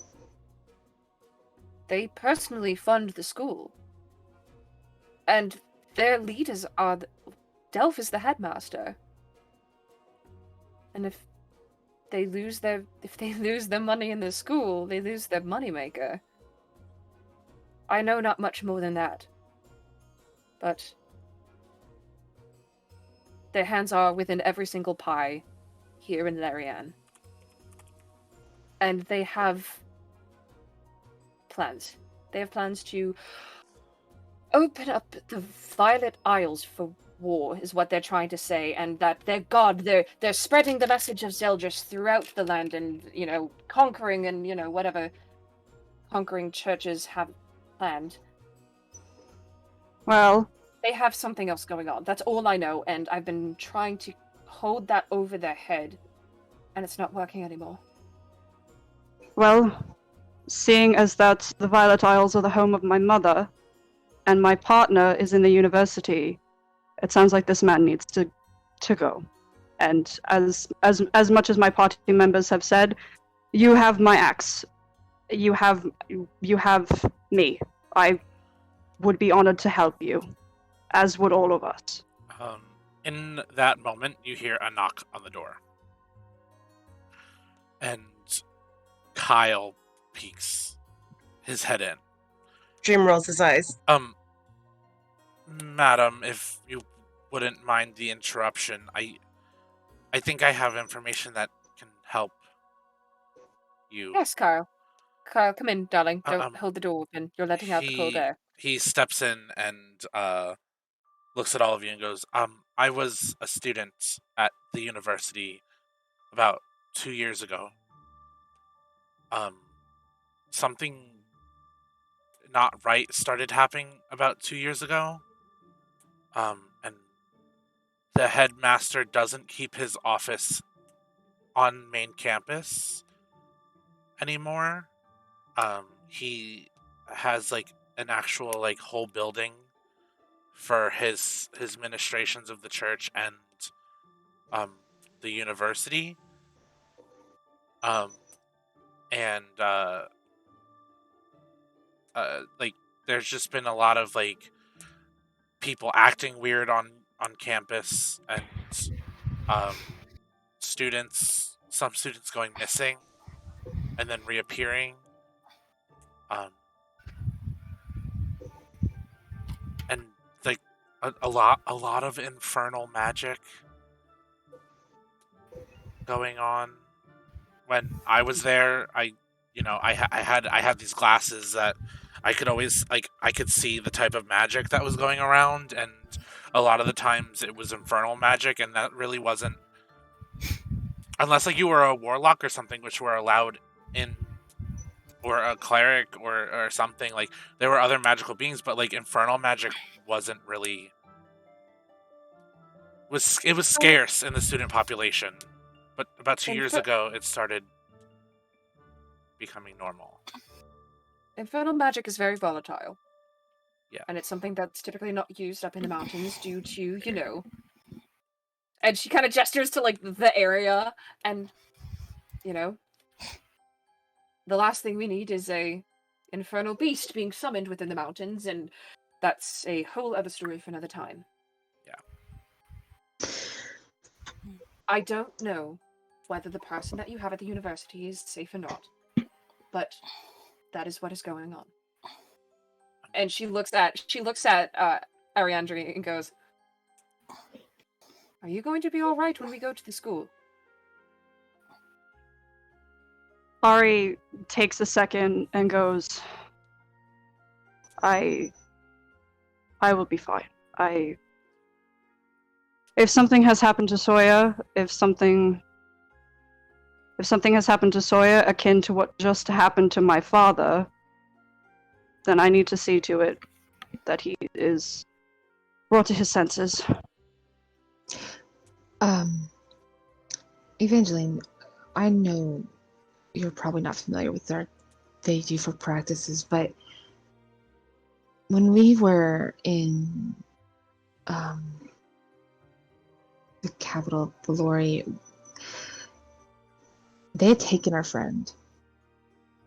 They took Oplin after she'd fallen, and they used her in a ritual, a spell of some kind of magic that left her essence, her being, everywhere afterwards. And from what I gather, they're trying to do whatever the hell they need to do to move those isles. And I believe all of this is somehow connected. So I believe they're looking for someone with that divine soul to use as another piece of their puzzle. Right. We can't allow that to happen.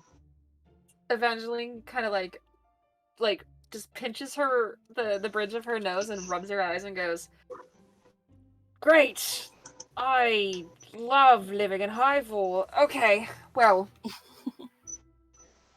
do you have any other questions? Right. Do you have any other questions for me? This is what's been going on, and if I can get the proper evidence, I can bring this to the actual Church of Zeldris, and I can see to it that they all meet their demise, one way or another.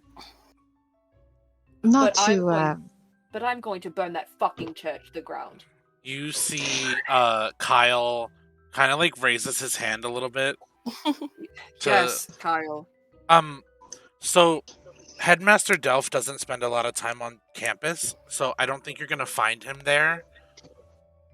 I can tell you where, do you have a map? I can tell you where the building he uses is. Eventually, pulls down, a projector screen of sorts that has the map of, Highwall and Larianne, and goes, This is her office. Come on.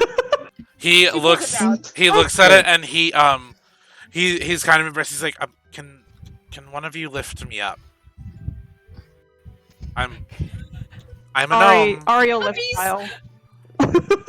Ari will gladly lift Kyle. He points to Have Daphne make Frankel do it. Frankel's too small. Exactly.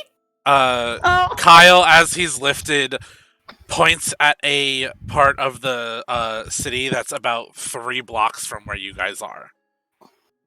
It is in the business sector of the city, and he goes, "It's right there. It's like a big building that used to be like a textile manufacturing place.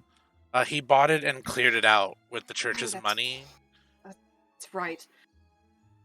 And did we Jaeger Raynar into the room? Raynor's just following you guys, yeah. Cool. That's how it goes. When Is he a cardboard cutout? when Is he just so- like a cardboard cutout? Well, Like, just that's talking the thing. around? When somebody's not here, they just kind of follow you. I don't They actually follow. I don't play the character because I can't do them justice. I did it with That's Dream so once. fair. That is so fair. I did it with Dream once, and he missed every single attack in that fight, so I chose not to do it again. But that's The not, that's in fashion, character baby. though. That's in character though. Fashionably late. It's just a little sock puppet of Rainer that that's puppeted by Riona. Yes. Has a little felt like She's fisting cobalt him now. Out of it. Yeah. It's like an awkwardly like super muscular and sexy sock puppet because Riona made it. With like a handsome Squidward face. Yeah. But yeah, Kyle tells you guys where it is, and he looks at you, Evangeline, and goes, I can keep an eye on the bar while you go. I'll make sure that everything is done to the parameters that you set. Thank you, Kyle. Make sure that you at least write everything down that the builders want to do. And then sorry. I can't get over the sock puppet. Just make sure you write everything down that the builders want to do. Don't agree to anything until I come back, understood? Of course. Delightful. And Evangeline looks to everybody and goes, "Well, shall we?" We shall. Right. Evangeline will go to her desk and pull a drawer out, and she'll take out this like almost like silver metal police baton, and she like sticks it into her boot, and then walks out of the office. Elias follows. Do we all? Yeah. All right. Are you guys going straight there? That's Evangeline's plan. If anybody else wants to do anything beforehand, I'm down. I don't have anything to do beforehand, so. One thing I did want to do is I know Riona did want to speak to, I believe they are called the Red One. Now, if that is something I can do another time. The red one is at the university. So when you go to the university, you'll be able to find the red one. Beautiful. All right, then Riona is game for handling things outside of bureaucracy. All right. Because she will, if that is something she will tell Evangeline as they're walking, she will say, I understand that in cities like this, you have a certain way of doing things, but I prefer to handle things outside of bureaucracy, for I find that bureaucracy is often slow and not quite as just as we all hope. So, as far as I'm concerned, perhaps it is better if we are not only judge, jury, and executioner this time. Rihanna, you're not from here, are you? You're not from here, and I get that, and I appreciate you assuming how things are done in Larian, but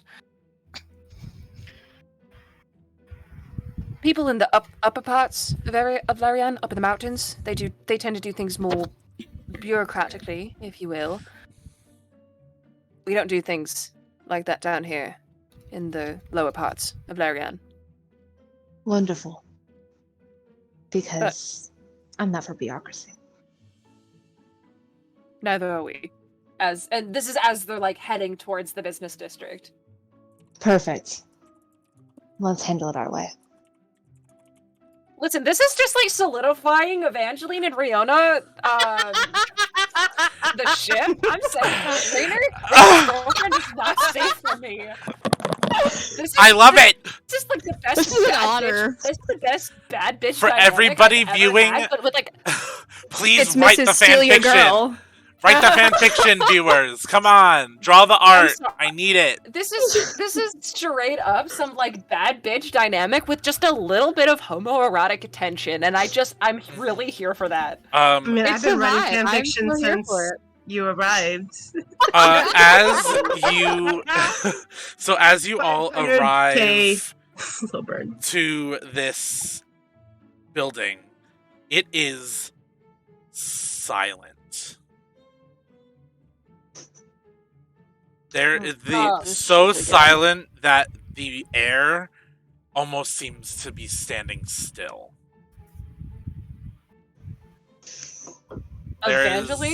Evangeline's. Oh, I'm so sorry. Go ahead. There is no one at the door, and there's no one walking around this block. It's almost as if everybody is going the long way to dodge this building. That's unnerving. Ari looks at Riona and goes, "Seems a little familiar, does it not?" Painfully, but Mm. I'm sure we'll find yet another hand clap and monologue situation inside. As they're talking, Well, if that Evangeline- is the case, you can. Oh, sorry. Go ahead. No, it's okay. I was just gonna. Ari was just gonna say, if that is the case, well, then I suppose we all have a monologue to ruin. God, I hope so. Dick Bite Part 2 Electric Boogaloo. Oh god. Jesus. As these two are talking, Evangeline doesn't say anything. She just walks up to the front door and just straight up, like, cop show style, kicks down the fucking door. As you do that, you hear slow clapping from inside the door. Real classic villain. And he looks at you and goes, "Well, it took you long enough." Oh, she doesn't even give him the chance. She has that man pushed up, like, pinned up against the nearest wall. He looks at you and he's like, "What? I'd wait." As a lion drake comes out from the side of the altar and is growling at you. So Riona followed quickly after, and as she enters the room and she sees this lion drake, she reaches to her side and pulls out her gun and points it at the drake. Call off your line. Bitch packing heat! Shoot it, geez. No, queer! You have 3 seconds! As you do that, 1! Jesus, this 2. isn't even Delph speaking. This is the 3. DM Shoot. speaking. Roll Shoot. initiative. All of us I are shoot. just, Riona. I told you, you get 3 seconds! Roll You initiative. wasted those 3 seconds.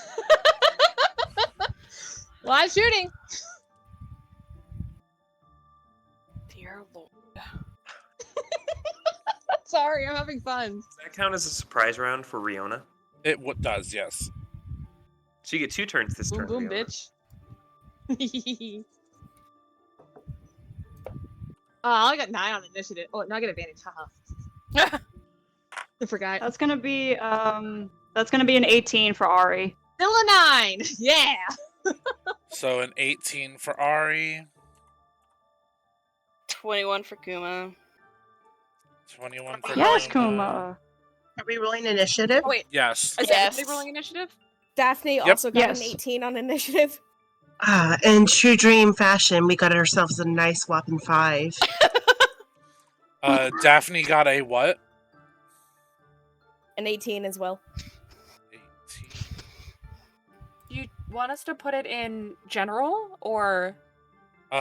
You're fine. I just, for some reason, Daphne's not in the the two of you aren't in the actual Oh, D&D Beyond campaign. Yeah, and what did Evangeline get?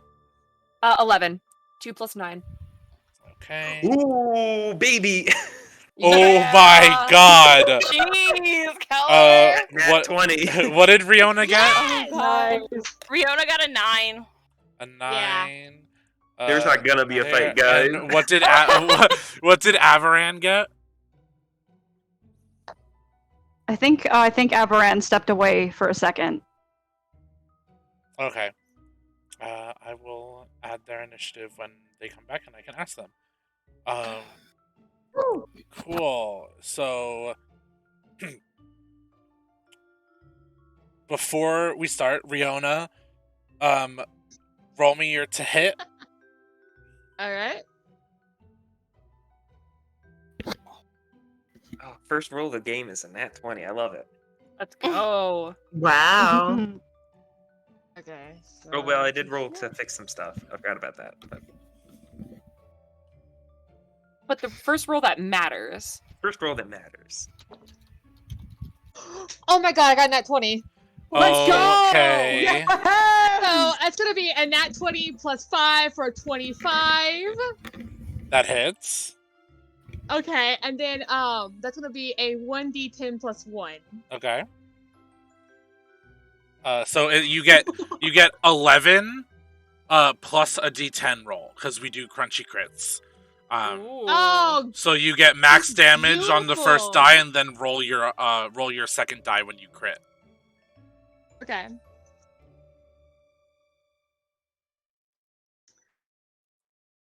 That is going to be another 11. So that's what, 22? That's 22, baby. I am so gay. Okay. Riona. Awesome.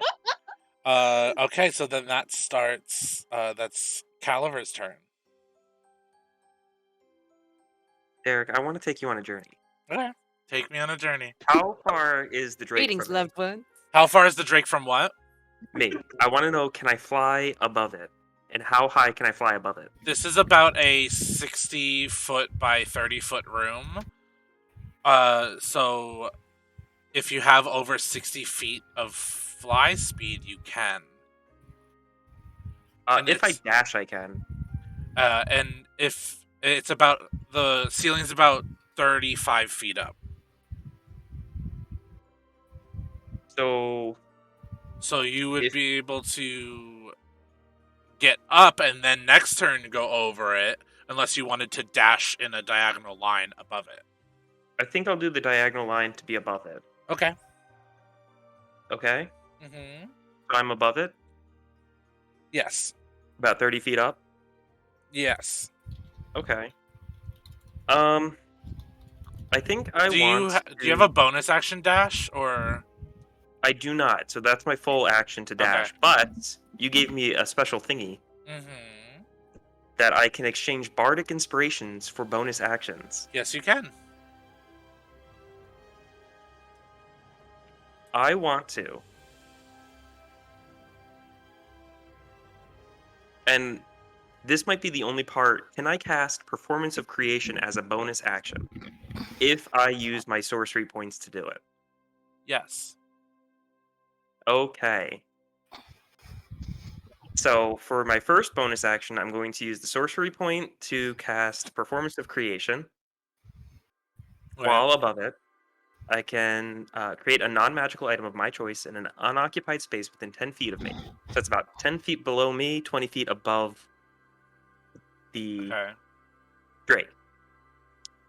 Okay. And I'm going to real create... quick, for the viewers watching and the people listening, all of our characters at level 10, I homebrewed and gave special abilities to for our main cast party, and that is one of the things Caliver is using right now. Yeah. Specifically, my special ability lets me exchange bardic inspirations for bonus actions at a rate of 1 per what I use that bonus action for. So if I use it for a spell, it would be 1 per that spell's level. If I use it for a regular action, it would be 1 for that action. Yes.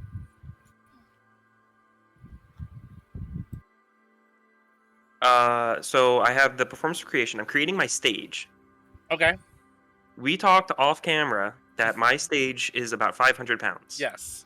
And about 10 feet by 10 feet because I'm a Yes. level 6 bard and I can create large objects. Yes. As another bonus action, using another one of my bardics.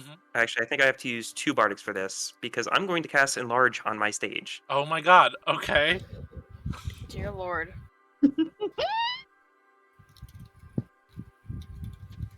So it goes up to 15 by 15, and its weight increases by 8 times. So now it weighs 2 tons. Okay. And it falls. Okay. On the drink. So Do you want to know how much damage that does? I'm going to. Because you have 2 options for this, and I'm really okay with both because this is kind of bullshit. What I'm doing at all. I want to say I'm gonna roll a dex save, and on a save with a dex save versus your spell save. Can I ask that you make that roll public so I can see? I'm Like, rolling it with a die, but I can roll it in D&D Beyond. So I will roll 1d20.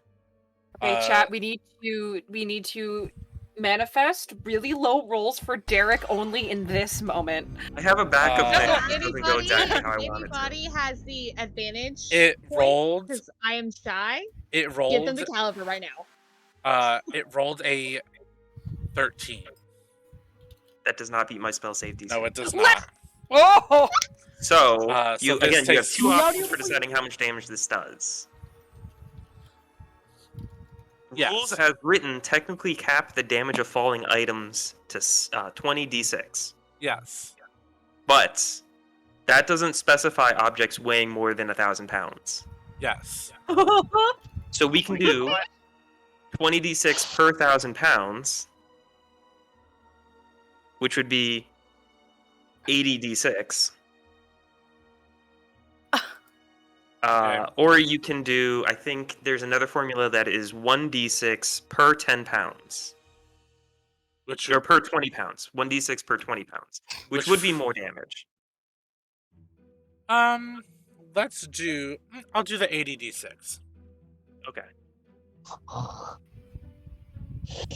I don't even know how I'm going to roll 80d6. D&D Beyond have. Yeah, I'm about to just crash my computer real quick. D&D Beyond is gonna make your I entire. should really do it like 10 at a time, but I really want to see 80d6 on my screen. I. Oh shoot, I actually hit 81. Let me try that again. I mean, DM, you said that there would be fuckery tonight. You didn't say who would be bringing the I've fuckery. been planning this all week. That's fine. There's still fuckery to come for you guys. Oh, no worries. I haven't even dropped my fuckery. Oh. I get the feeling. I know what 284 damage. Oh my god! This thing is dead. No. Can you please describe the creature's fate? This thing. As we destroy its Hold brain? on. This thing wouldn't even have death saving throws. That's how dead it is. I You like did. and I flew up above it and like Goku throwing down the spirit bomb on Frieza. Oh my bless. Okay, but did he scream and power up for 5 episodes though? You all see Yes. this lion drake, see the shadow above it form, look up, and give a look that is only equivalent to Scooby-Doo going, "Ruh-roh," and then getting smashed within seconds. can't fucking breathe. Can you please pin us a word picture of the Delph's face as this is happening? With the shooting included here. In reaction, Delph is going to drop his shapeshifting. Excuse me? Motherfucker. And I'll do it again. in front of you and towering over Evangeline is a young moonstone dragon. Oh. What? And he's going to use one of his legendary actions to make a tail attack against Evangeline. Fuck me up. Alright, let's go. I put myself in this situation. I knew what I was getting into. Oof, does a 25 hit? Oh, that hits real good. Okay, that is 12 damage to you. And you need to make a DC 18 strength saving throw. Ooh, okay. That is a 13. 13. You are now knocked prone. Cool. So now attacks against you are made with advantage. And is that your? That's all you can do, right, Caliver? Oh yeah, that would end my turn. And as But I look very proud as I am floating above the. I'm honestly so proud of that. That was a great usage of your power. And while we swap to Kuma's turn, Delph looks at you all and goes, "I'm done playing games. You all have asked for it, and you shall get it. I do not care if you are aspiring gods or not. My plans will not be foiled." And Kuma, it is your turn. Damn, son.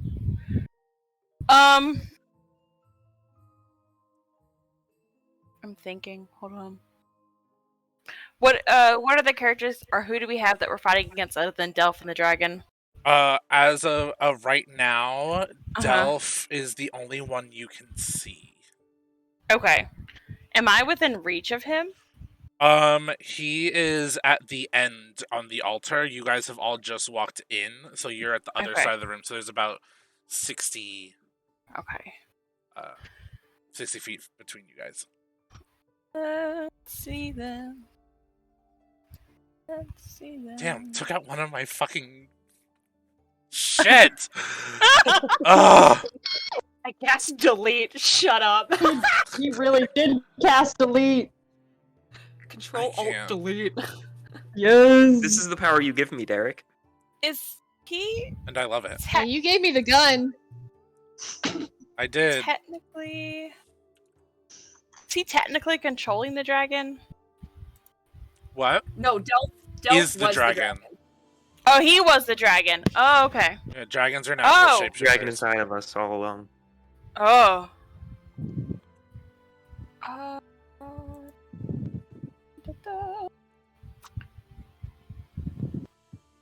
Trying to decide what I want to do because I definitely can't reach him with anything that I have right now.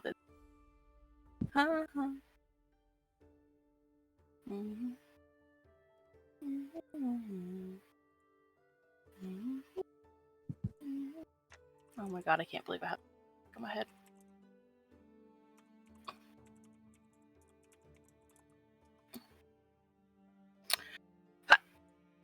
Can I try to strike him either blind or deaf? Do you have a spell that can do that? Yes. Then yes, you may. Cool. I don't know if I just right. Oh, I lied. He's an adult Moonstone Dragon, not a young one. Oh, remind me, what do I roll for a spell? Because Is it a to hit or is there a saving throw? I think it's a saving throw. Saving throw. So what is your spell save DC and what's the saving throw? Wisdom, Constitution? It's Constitution. The Constitution saving throw. What's your spell save DC? 16. 16. He has a +5, so he needs an 11 or higher. He does not get it, but he's going to use one of his legendary resistance to succeed. Fucker. Alright, I tried. Do you have any bonus actions or anything you can do? I mean, outside of savagery.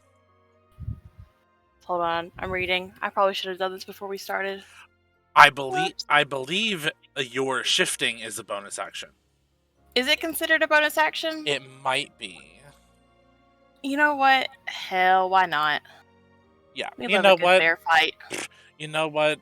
Shifters do it as a bonus action. A werebear can do it as a bonus action. You heard it here, Hell y'all. yeah. I do what I want.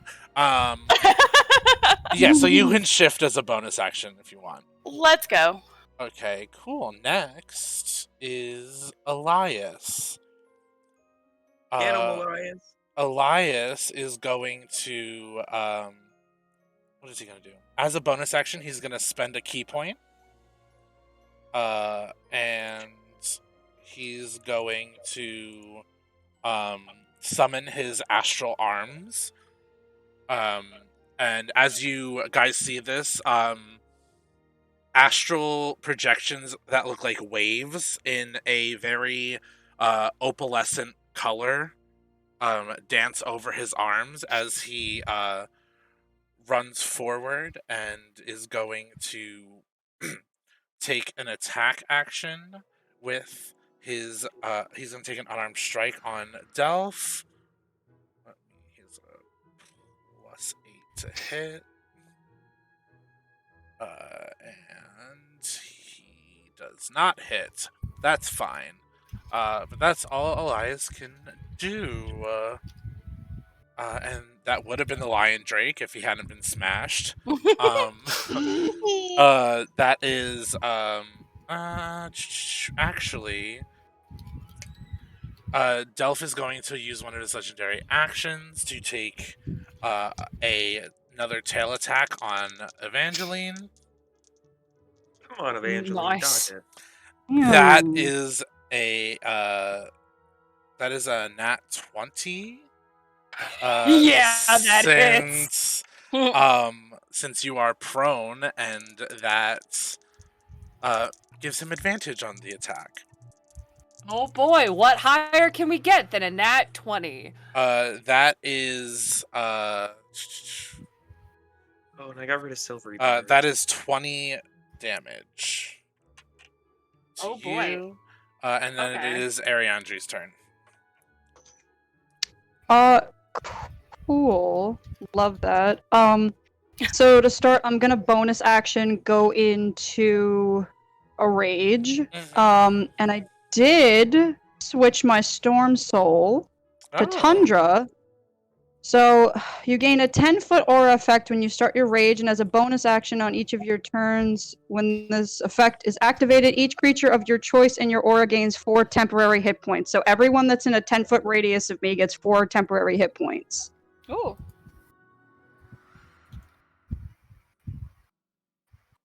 Yeah, so I'm gonna do that, and then how Question, far who's away in is the Delph radius?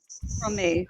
Yeah, everyone in a 10-foot radius gets 4 temporary hit points. So who would that be, Derek? All of your teammates, except for all of your teammates except for Evangeline, Elias, and Caliver, because they all ran up. Okay, gotcha. And how far away from me is Delph? About 60 feet. Fucker. All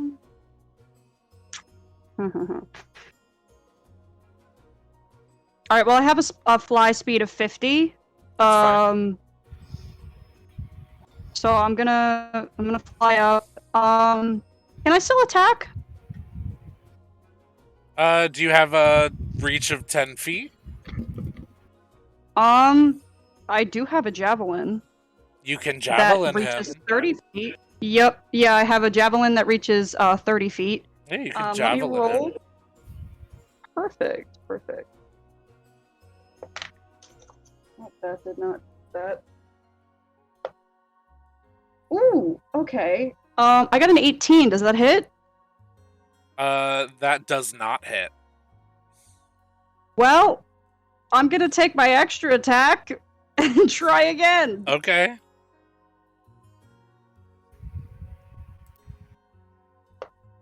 I got a 4. That definitely does not hit. That ends my turn. I place my trap card face down and die. That brings us to Not the dying! that brings us to, for the first time ever in battle, I believe, Daphne. Okay, question for the DM. Yes. If Daphne were to use her magic 8-ball, would that be a free action, bonus action? Free action. Okay. Yeah, it's free she's gonna use an item or an object. She's gonna ask the magic 8-ball, is there anybody else here with us?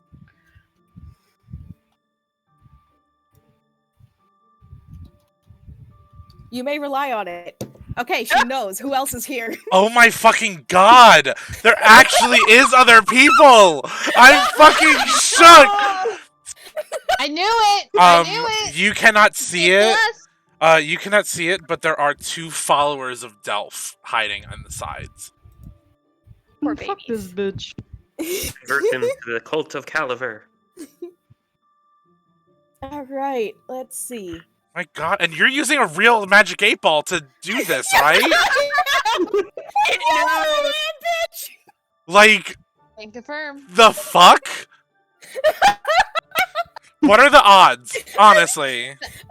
The magic When the magic 8-ball so was good. To tell a story. Okay. Knowing that there's more people here, she is gonna actually just yell out, "We're not alone. There's 2 more people here." And then she's going to who is like near her? Everybody but now Ariandri, Caliver, Elias, and Evangeline. Just gonna throw it out there. If you want to ride Averin into battle, you did earn his respect by biting his tail. Oh, Averin, what did you get for initiative? Oh shit! Give me a minute. Um, 12. Daphne is A gonna 12, okay. Daphne is gonna reach out, and she is going to she's gonna reach out and touch Kuma's side, because like Kuma's a bear now, and she's gonna cast detect protection from evil and good on Kuma. So until the spell ends, one willing creature you touch is protected against certain types of creatures: apparitions, celestials, elementals, fae, fiends, and undead. The protection grants several benefits. Creatures of those types have disadvantage on attack rolls against Kuma. The target can't be charmed, frightened, or possessed. So, Kuma now has that protection.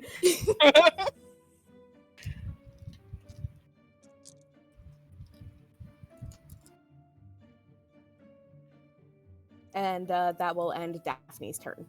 So now everybody knows that there's more people with us.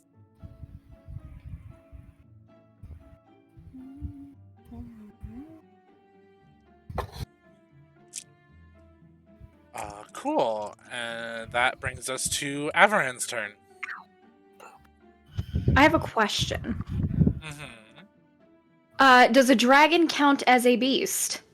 I'm going to imagine so. On its stat block, it is labeled huge dragon, not beast.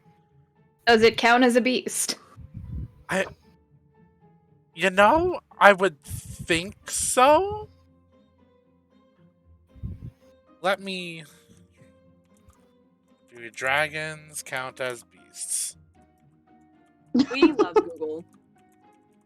You're so useful. The answer is no. I'm going to scream. Dragons are not beasts. Damn it!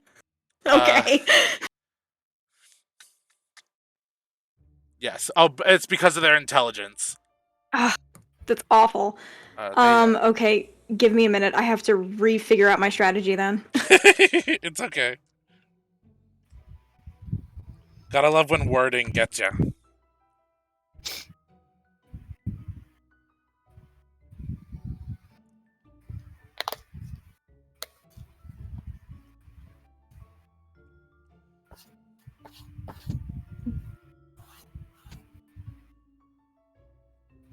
Okay, can I cast Call Lightning? Yeah. What's Neato. the range of Call Lightning?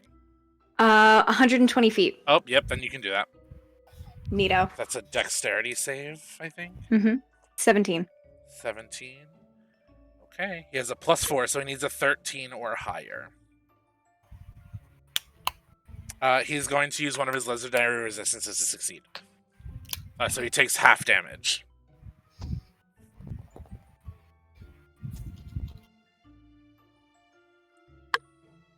Okie dokie. I rolled 18. I don't know if that means anything. 18. That's so he takes 9 damage. He kind of just looks at you and goes, "That tickled. How cute." And that. Does the dragon have a dick that I can bite? It's a cloaca. Whoa. Oh! That's unfortunate. So from out in the side, one of the enemies is going to come out and take their 3 attacks on who are they gonna choose? You know, they're gonna choose Riona. They're gonna take their 3 attacks on Riona.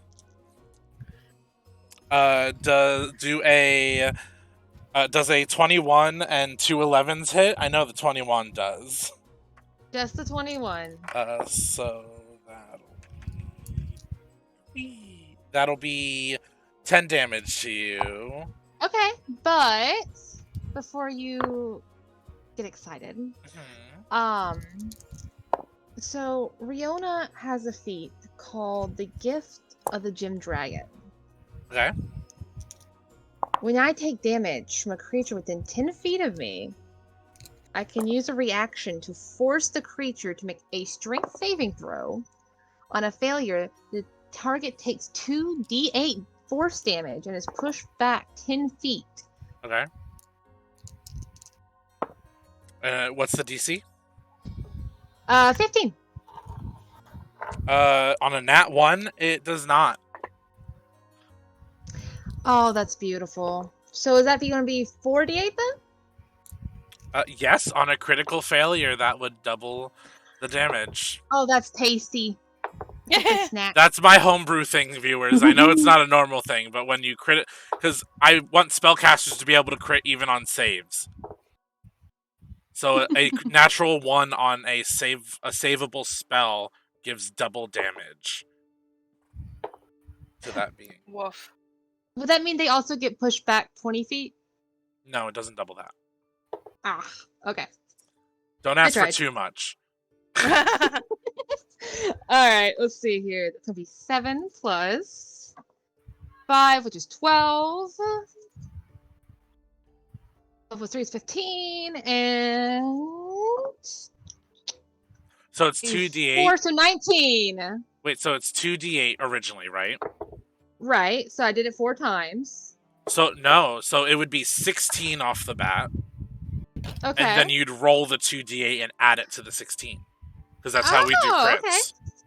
So 16 plus 2, it makes it 18. And then 7, so that'd be 25. 25? Cool. This person's not happy. I should be. Next is Evangeline. Oh, hell yeah. Evangeline got her ass kicked already, and she kind of, like, lays there for a second and goes, "Did I mention I really... Huh? My Alexa just went off? Hello?" Alexa, stop. Alexa, play Despacito. No. I can't hear you. Eat my nuts. Huff my duff. Anyway, so she stays there and she goes, Did I mention I really hate the church? And she is going to use her to get up is half movement, correct?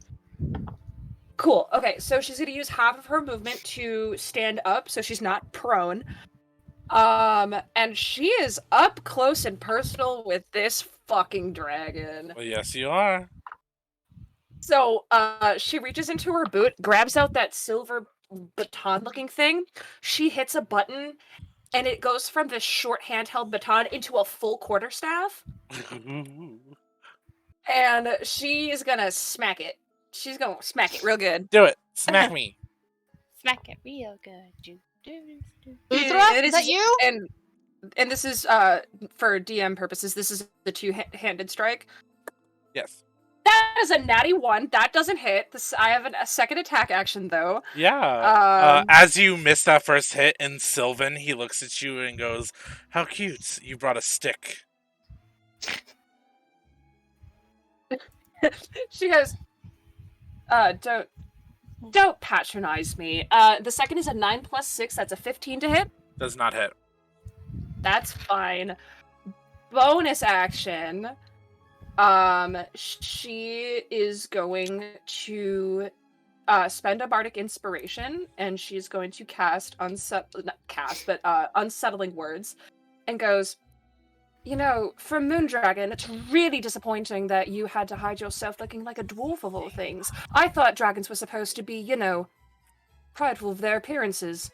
And, so I can expend one of my bardic inspirations and choose a creature that I can see within 60 feet. I roll a bardic inspiration, and the creature must subtract the number rolled from the next saving throw it has to make before the start of their next turn." Ooh, okay. So, big money, no whammies. So, the next saving throw it has to make, Delph has to subtract 4 from that roll. And that's before the start of its next turn? Correct. Okay. Is that's your whole turn? That is my whole turn. Well, and she's going to stay in that melee, within melee range, though. Cool. Unfortunately, it's his turn. And I need... So, all of you are within a 10-foot line in front of him, 90 feet. I need, besides Caliver, of course, I need... I'm up in the air? Yes. I need all of you, besides Caliver, to make a DC 18 dexterity saving throw. Almost never touch the ground. Because he is going to do his moonlight breath. Right. That is Fuck this bit. That is a dirty 20 for Evangeline. Cool, so you'll take half. I got a 4! I got a 16. That's 16. 19. 19. Okay, cool. So those who pass will take half of this. Ooh. What was the DC on it? 18. Of course. Oh, and it's just a dexterity throw? It's a dexterity saving throw. DC 18. Hold on. That's, what, 20 and then whatever your dexterity is? Yes. I feel like I'm gonna die. Kuma, make sure you check saving throws because I believe it's different from your actual dexterity. Wait, it is? Oh, shit. Oh, yeah, sorry. Yeah, because I have a 4. I have a +4. Oh! Yeah. Yep. Make sure you check that. Okay, I've been looking at that wrong. I need to re-roll. Hold on. Oh yeah, I did too. I fucked up. Dexterity. It's a dexterity saving throw. Okay, I still got a 14. So Please. I got a 19. Dream. Nat 20! Nice. Go. Okay, different dice. Different dice.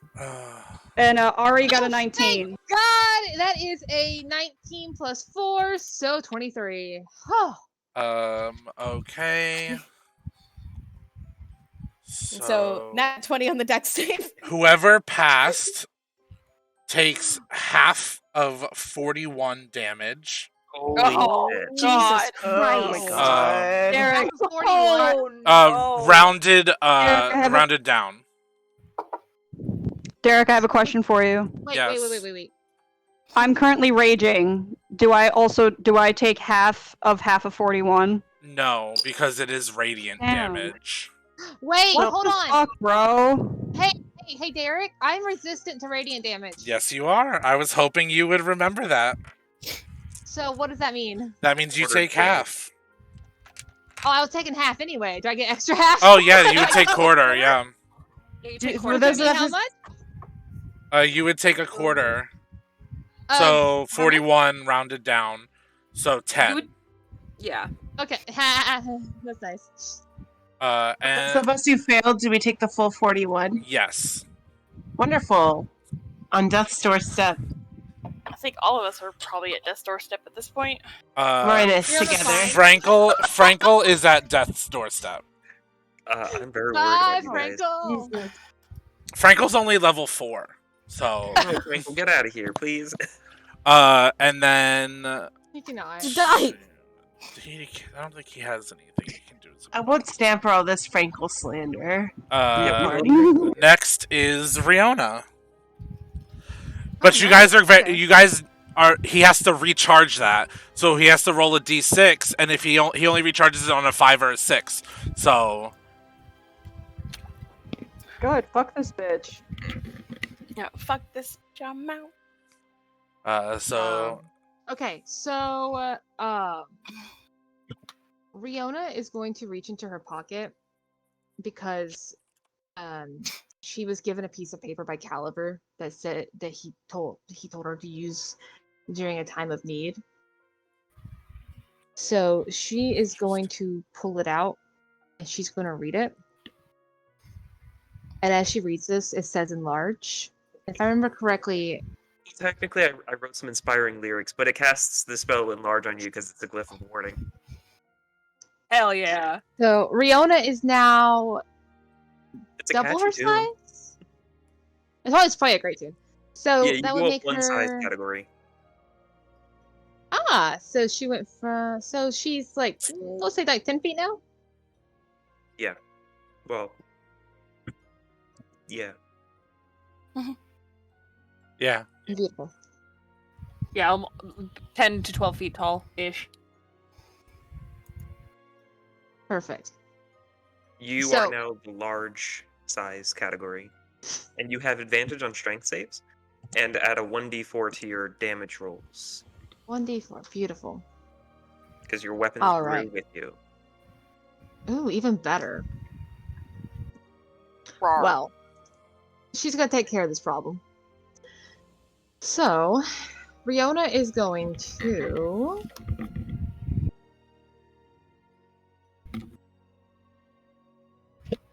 use. Let's see here.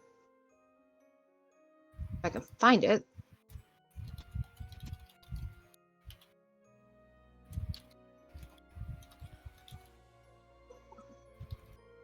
Well, anyways, I'd like to use Divine Smite if I can find it. Yeah. Riona, did you Uh, go? Did you go this round, or It's my turn right now. well, did you have a turn last turn? Because I got the nat 20 on initiative. She had a surprise round. The surprise round is separate from initiative. No, she hasn't had a Yeah. turn yet.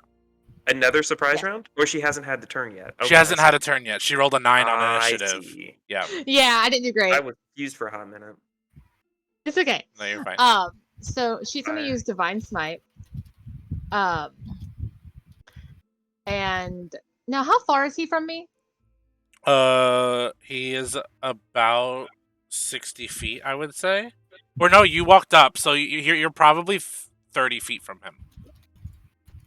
You walked Okay. up to shoot the lion drake. I did. So that is fine. I'll save that for a moment. And she is going to use her longsword, and she is going to take a swipe at him. Okay. So that is going to be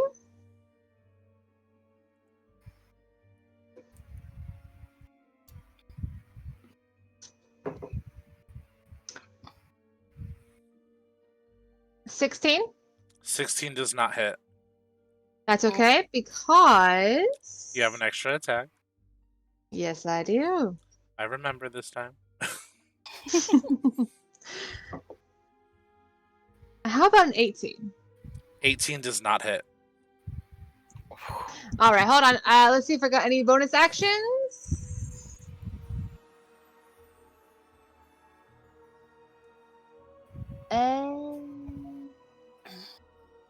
Not really. Oh wait, hold on. I can do a spell.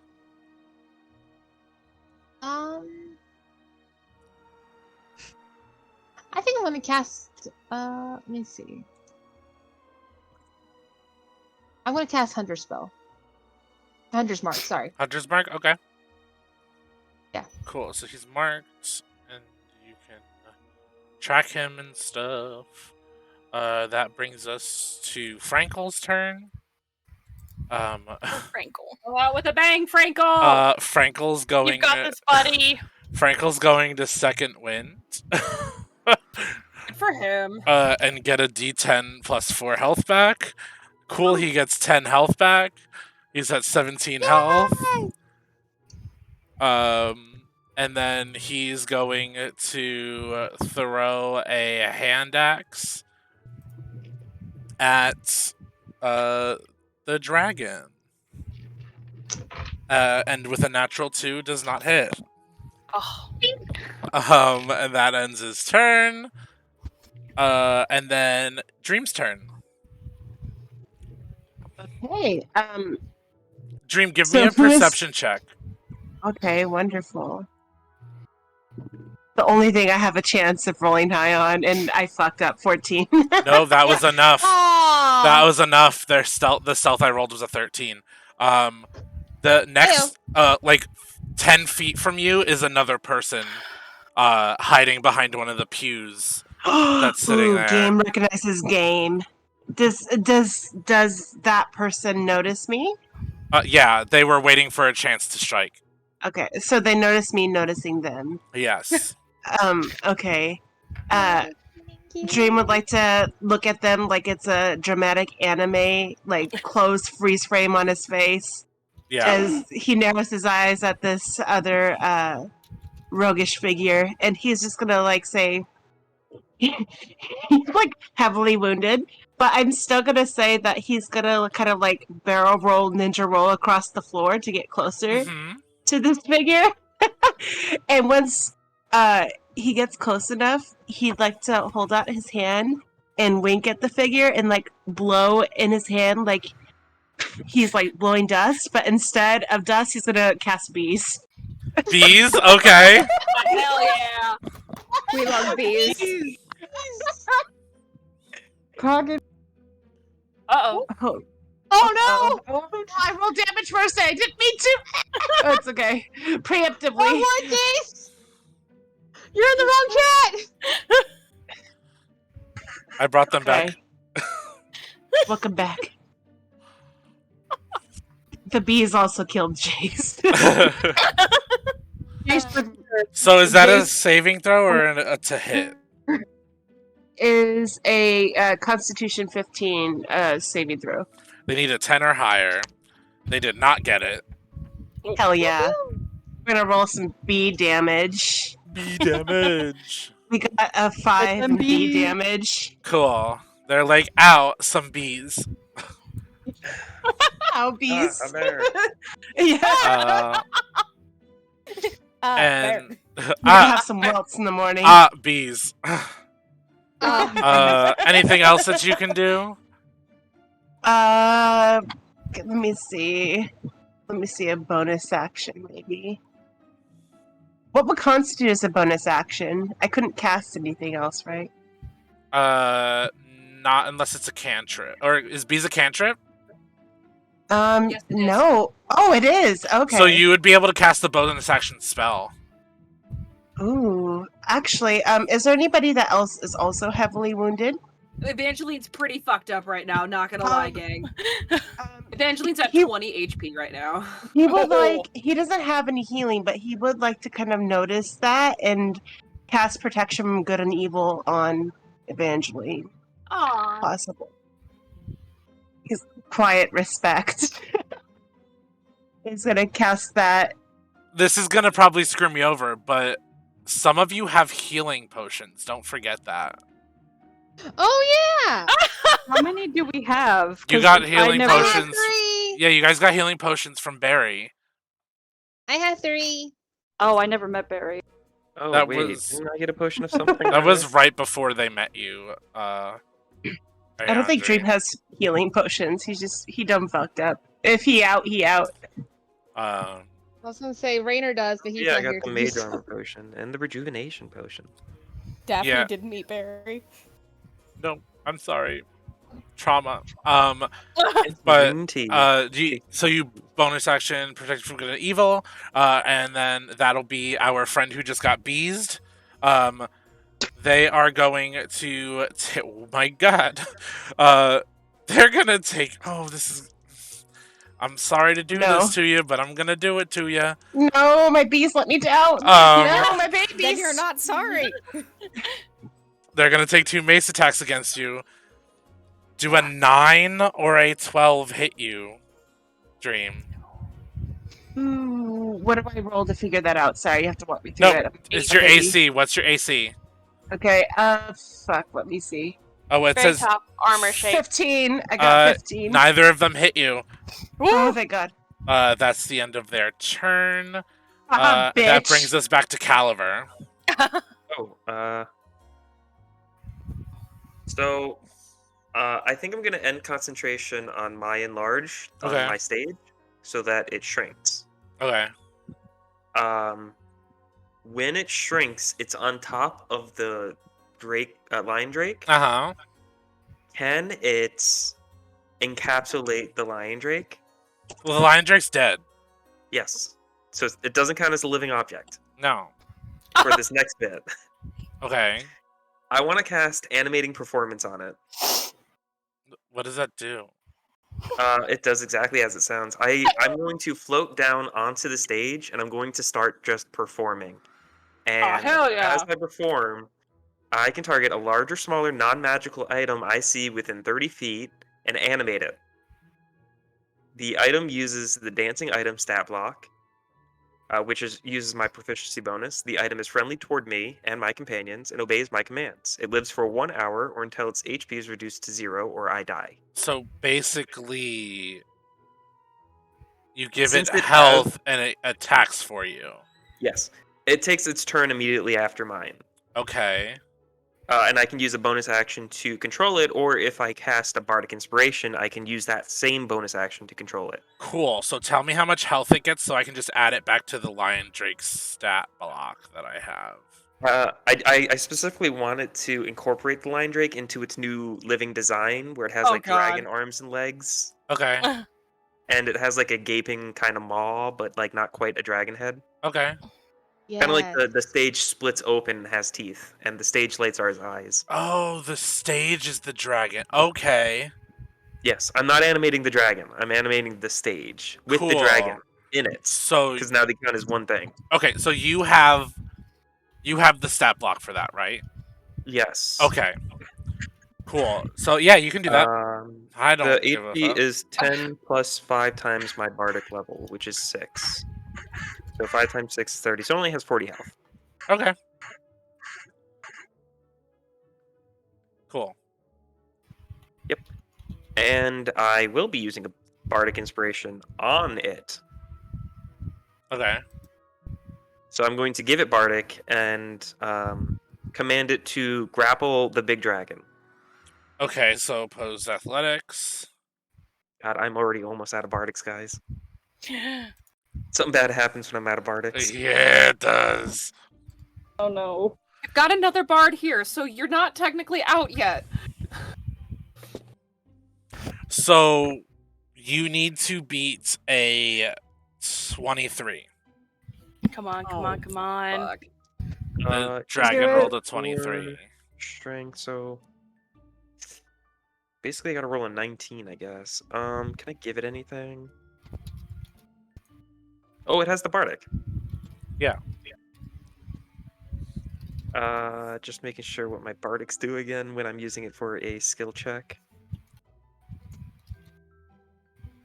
Animating performance, divine magic, favored by gods, font of magic. I have so much stuff, guys. Believe in you. Jeez, I don't know where it is. Your motes of creation. Yeah. Oh, here it is. Motive potential. For ability checks, I can advantage the bardic die. So it's a D8. So Here's the d20. Maybe I don't need it. I definitely... Oh, there's no chance I'm getting it. Oh, So I'm not even going to waste that Bardic. cool. So it's a 7. Yikes. Yeah, he's not grappled. Nope. So, But a fun thing about the stage is it has an area of effect that anybody who starts their turn within 10 feet of it either have 10 less movement speed or 10 more movement speed. I get to decide. okay. Jeez. This thing's crazy. We love to see Your it. character is crazy. What the heck? Cool. Yeah, I literally just dropped the stage and it comes to life. Is that the end of your turn and its turn? Yeah. Okay. Kuma. Jeez. I can technically do like spells while I'm still in bear form, right? Yes. Okay. I will allow it. I will not say that where creatures cannot cast in their animal form. That's because it's. I mean, technically, it's not a druid actually- shape shifting. You can half shift too, I think. I can. Yeah. Yeah. So if you want to half shift, that's fine. I'm looking at a specific thing that I want to try and hope to God that they're on my side. Are you Um, talking about your ability? I'm talking about divine intervention. Oh, okay. And then if not, then we'll probably gonna do the other one. Oh, come on, dice, play in our favor. You need an 11, right? I need a 10. 10 equal to or less than 10. Okay. Yeah, that's fine. Roll to everyone. For a D100, No. right? Yeah. Correct. 85. 85. Yeah, doesn't work. Yeah, you feel you reach out to your god, the god that these people say to follow, and Nothing comes back. busy tone. Scream into the void, and does the void scream back? No. Okay. In that case, then we'll just do exceptional battle master. Awesome. I have to remember what that does. For 5 rounds, you give allies in a 10-foot radius +6 to attack rolls. Oh yeah. And while this is active, you have advantage on attacks. Yes. Cool. So would you like to move up or stay back because you have enemies attacking him or friends attacking him up close who would probably need that +6? Yes. Yeah, we're gonna go that way. Cool. So you get up there so that Elias and Evangeline and Riona have those bonus, and you have advantage on those attacks. That is your turn, and Elias is going to take his turn. He's going to spend a a key point to Flurry of Blows. And he's going to attack with his Astral Fists. Ooh. 2 of his attacks hit.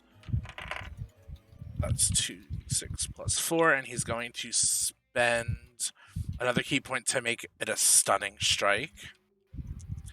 So the dragon takes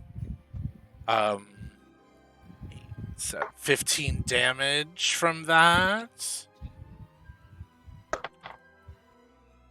And I think his astral arms add something too.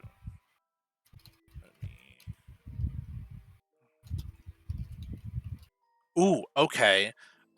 So the dragon has to make 2 saving throws, 1 dex and 1 con. I believe both 16. Yes, so 1 dex, 1 con, 16, or he takes extra damage and is stunned. Con and dex. Oh my god.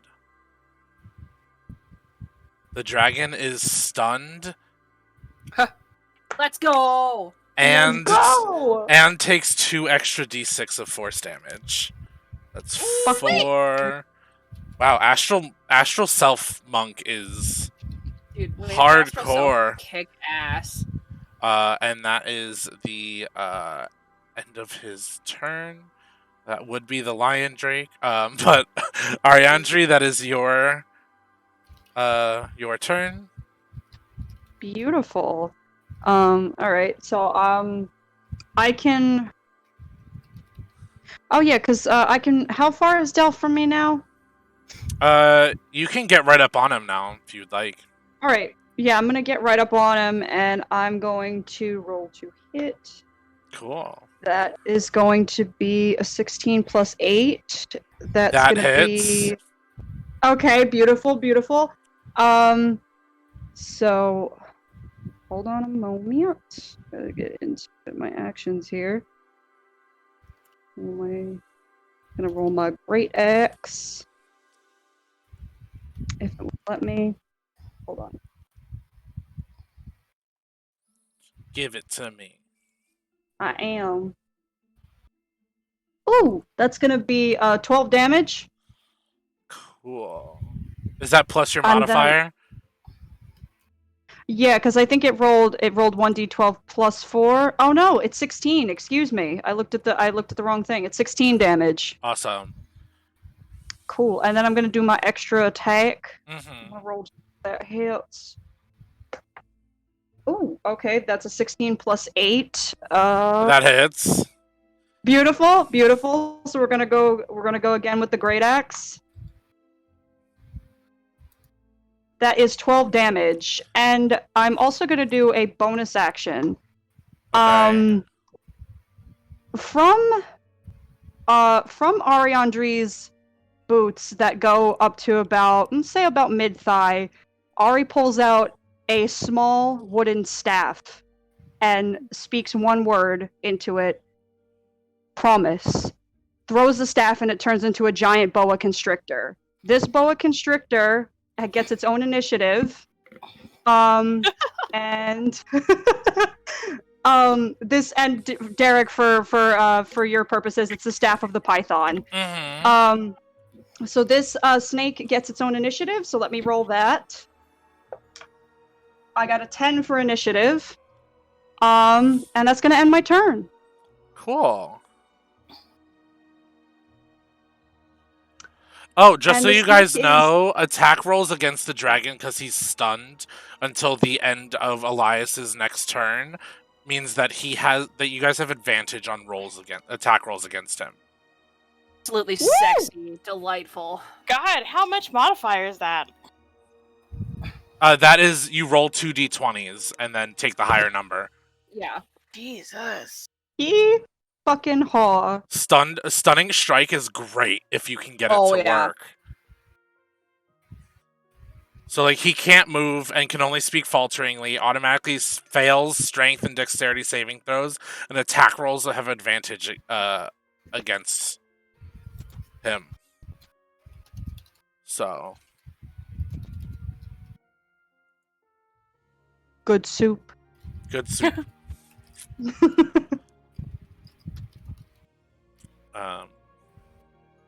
So is that the end of your turn?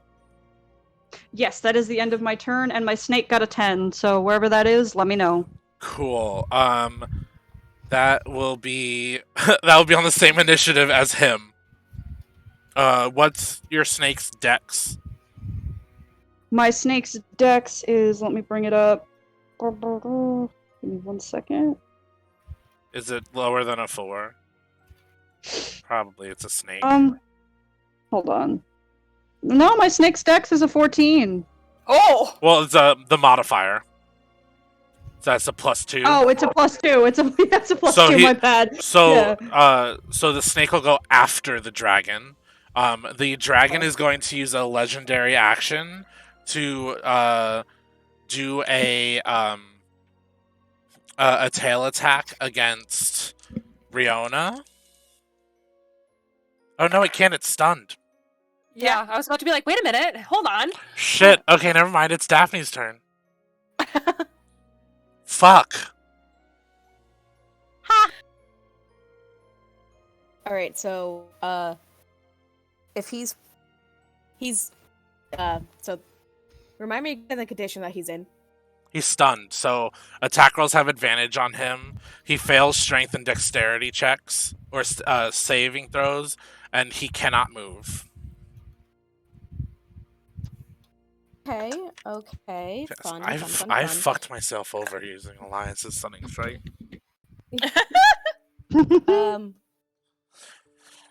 Question. Answer. Can he still make Constitution saving He throws? can make them. He doesn't automatically fail those, so he can make those. Okay, fun, fun, fun. You are gonna love this. Am I? Oh no. Okay, how far away is he from Daphne? Probably 60 feet if you're still by the back of the room. Okay, awesome.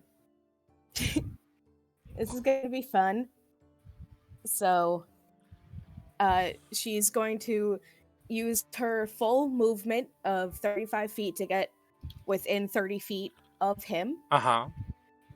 And she is going to cast a 5th level blight. Okay. Yeah. Holy Dear fuck! God.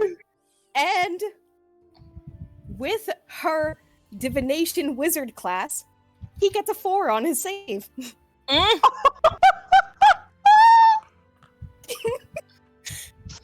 Yes, He's gonna use his final legendary resistance to succeed. fuck this bitch. Loser. Well, he still takes half. Yeah. So that's And Blight does a lot of damage. 14d6, I think, or something like that. it's 98. 9d8. 98. Ugh, I There feel you go. so powerful using a character with legendary resistance and legendary actions. Well, now you've used them all, bitch. Well, I still have legendary actions I can take. He gets 3 per turn. Well, that sucks. But he's stunned until the end of Elias's next turn. So this turn is just you guys literally beating him up. Good. So 21 damage. Cool. That is already halved. It was 42. Yes. Awesome. That is your I turn. wasted one of my fucking divination rolls on that. Averin, that's your turn. Okay, I have a question. You have an answer. Can I cast polymorph on him? Oh my god, you can, yeah. Okay, great. I'm gonna do that. Oh my god, I really hope he passes. He has no more legendary resistances. I guess I didn't waste it after all. What's your DC? 12. He passes by 1 point. Damn it. Oh no! He rolled an 8 and has a +5 to wisdom. That's some hot nonsense.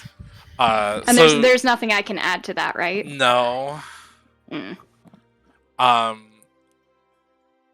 Damn, that you actually scared me. Because I would have made him a garden snail. And then Ah. eaten him. Oh.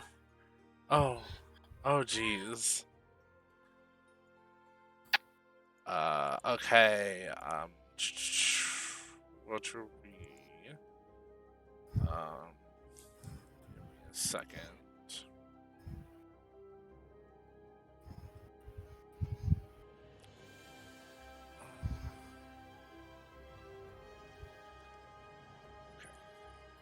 I just wanted to check something on your sheet real quick. That'll be the person that is up on the altar with you guys. They're going to make 3 attacks against.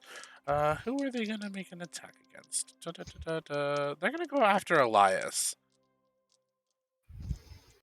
They make 3 attacks. Okay. None of those hit. So that's the end of their turn. That is Evangeline. Delightful. All right. First off, to kick things off, bonus action, healing word on herself. Just gonna do that real fast. Cool. Because Ouchie! Alright, I'm gonna do a third level, because I'm gonna do a third level healing word. We love to see it. Self-care. Yeah. That is 3d4, so that is 7. 7 plus 2 is 9. That is 14 points of healing. We're slowly crawling back up. Cool. And then action, she's gonna whack. Okay. She's You have advantage on these rolls. Delightful. And she is going to. She's gonna do it with her fist because she's fucking tired, and she is going to punch it real good. Ooh, okay. So the first hit is going to be a 22 to hit That hits. with advantage. Delightful. And then I'm gonna do the second hit, and then I'll roll damage for both, if that's okay. Yeah, that's fine. Cool. The second is a 24 with advantage. That hits. Delightful. So the first one, that is going to be not great. That is going to be 3 points of damage for the first hit. And then the second is going to be 7 points of bludgeoning damage. Okay. Let me just double check with. Excuse me. And I am going to spend a key point to pump a hand of harm into that. Awesome. So as she punches with the second hit, her hand, so when she does her first hit, it doesn't do much, and she goes, "No, that's not what we're doing here." She shakes her hand. She shakes her hand, and it turns into that same black opal energy, and she hits again, and that's going to be an additional 10 points of necrotic damage. Awesome. And cool.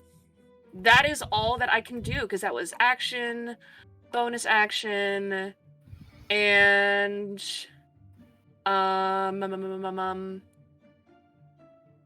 nope, that is it. Cool. That would be Delph's turn, and all he can do is see if he recharges his breath weapon, but he can't use it. He can roll the 1. He does not recharge it. That is Riona's turn. This is fun, guys. We love combat. Yeah, I love it. Yeah. To be honest, I did this to myself, literally. Also, Derek, I just wanted to ask: did you say the snake goes after Delph, or is that? Oh when he's wait, yeah, lower that on would the be bone? actually that would be Delph. That would be the snake's turn. Sorry, Riona. It It's will fine. be I'm the still thinking. It would be the snake's turn. Cool. So we've got a +6 to hit for this boy. Let's see what happens. And the advantage on it because he's stunned. Oh, thank God, because that first roll was a nat 1. Oof. Ooh. Okay, hold on a second here. 17 plus 6. I'm assuming that hits. Beautiful. So he's gonna do.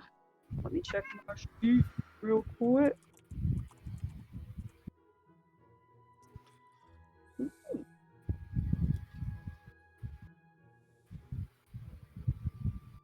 Okay, I like it.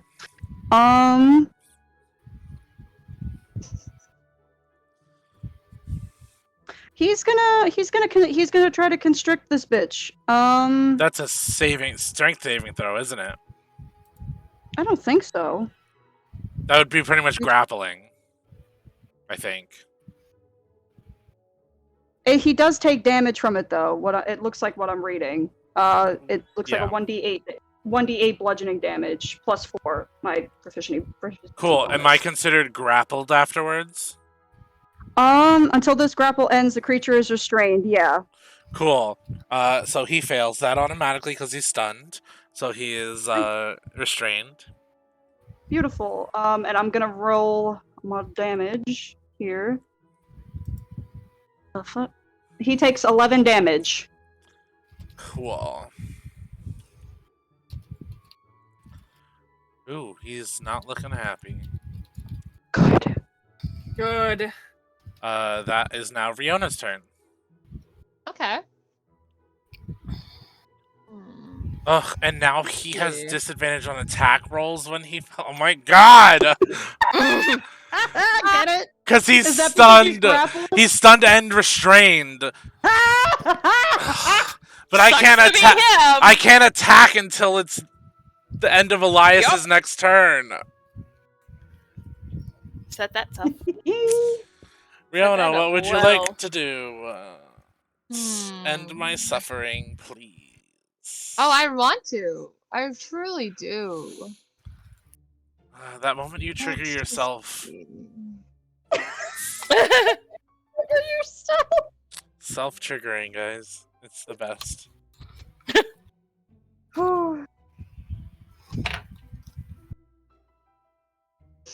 You know, this feels a little rude. Do it. Uh-oh. What are we stepping on your boss? Now, I do have a question. Can I use any of my divines on... Hi, Harper. Can I use any of my divines on my gun? Usually, I think in like rule, like as written, no. But Set yourself up for this. because I hate myself, do it. I'll allow it. So I'm going to use Divine Smite. Mommy on my said gun, Divine yes. Smite on ranged weapons. And What? You can use Divine Smite on ranged weapons. As Oh, long as the beautiful. weapon's not magical, what's the deal? And as long as I don't have that magical item equipped, it's fine. True. So since she's right up on him, she's gonna put the gun to his head. Okay. Wow, point blank. Cold. And she's gonna fire. Women, am I right? Give me that to hit. Give me that to hit roll. Absolutely. You have advantage on it. That I do, and I'm gonna do so much damage. Oh shit! Did you? Don't tell me you crit. Oh, I did not. Okay. Hold on, I got. So that's gonna be a 16 plus 5, which makes it a 21. That hits. All right, so that's gonna be okay. So I got a 1d4 because of my height, Yes. and then I get another 1d4 because of the lovely Ariandri. Actually, let me double check that because it might only work with melee weapon. Okay.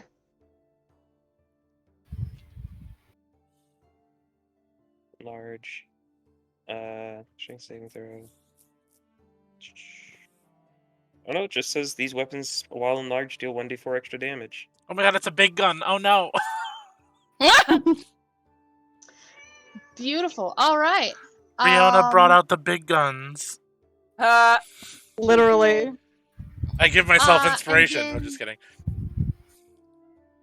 I also get a 1d6 because of Hunter's Mark. Yes. Oh fuck! I forgot about Hunter's Mark.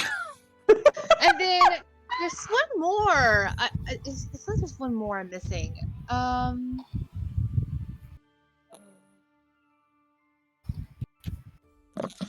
Let me double check. I'm looking for any of my extra damages before we start rolling the real stuff.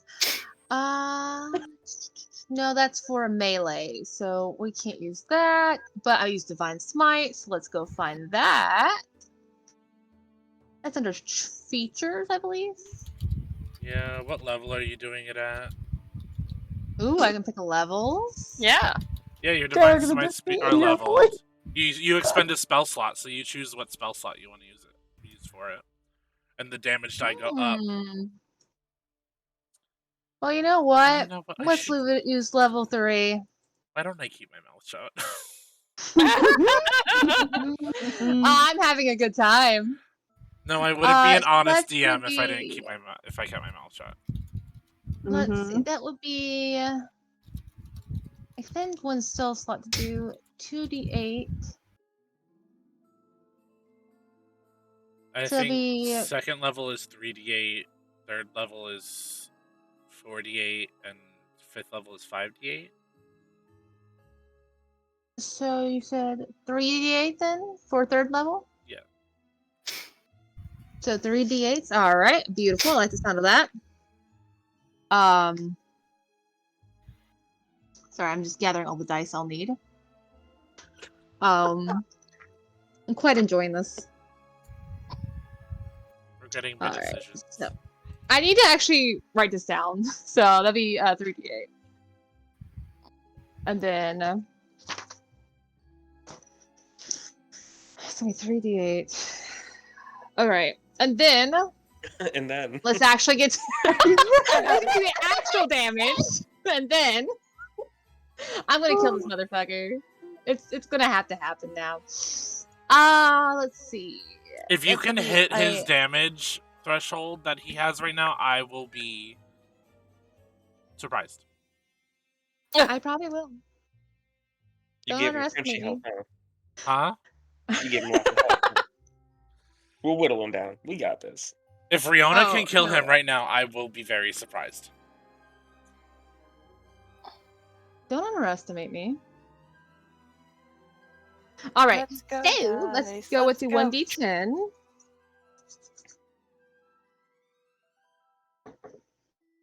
It's gonna be 9 plus 1 equals 10 plus my 1d4. It's a 4 plus another d4. It's 2. While we're Plus- figuring out math, yeah. This episode has been brought to you by Dwarven Forge. I'm just kidding. This This episode's episode been is brought to you by Manscaped. Oh my god. Stop.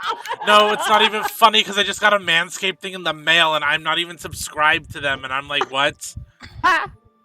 They know you've Sponsor- been listening to NADPOD. Manscaped, if you are listening, I'd love a sponsorship. Give us some money. Also, You said more NADPOD, money. if you're listening, I would love to also get into sponsorship and stuff with Headgum. Answer my email.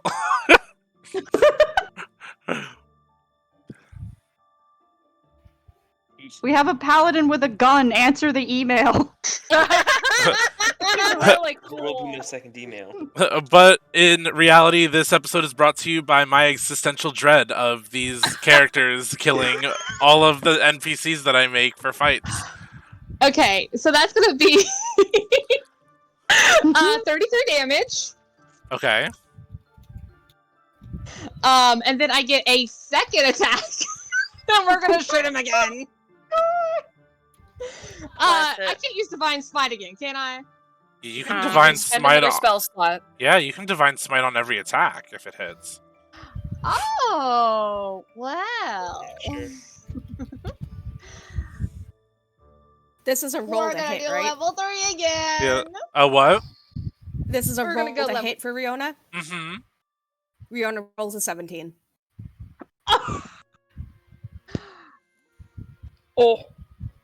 That plus your to hit definitely hits. That's gonna be That's Do you wanna roll a die to see if you crit? Because there's advantage it. on him right now. Okay, Oh. I if will that take away Daphne's No. prediction? Okay, I'm gonna roll twice just to see. Well, you roll one because she gave you the roll, so just roll one die to see if you crit. I got a 19. Ooh. I mean that is higher, but both hit. So I'm not gonna make you choose one or the other. You hit either way. Wonderful. All right. Can Daphne take her So- 17 back? No. Damn. I So tried. I guess I'm rolling everything I just rolled again. So give me a moment to math. While that's Are happening, you this loving this episode is brought to you by gays that can't do math, except for one of the I have characters to write whose it out. player can do math. Brought to you by AFK Arena. Brought to you by Chuck E. Cheese. No, it's not. We're not sponsored. I Take to wouldn't. be a Chuck E. kid. Cheese, don't sue us. I please. would you. not like to be sponsored by Chuck E. Cheese, so don't email us. I'm surprised no one's popped in and said that we're sponsored by Audible because they sponsor just about anyone.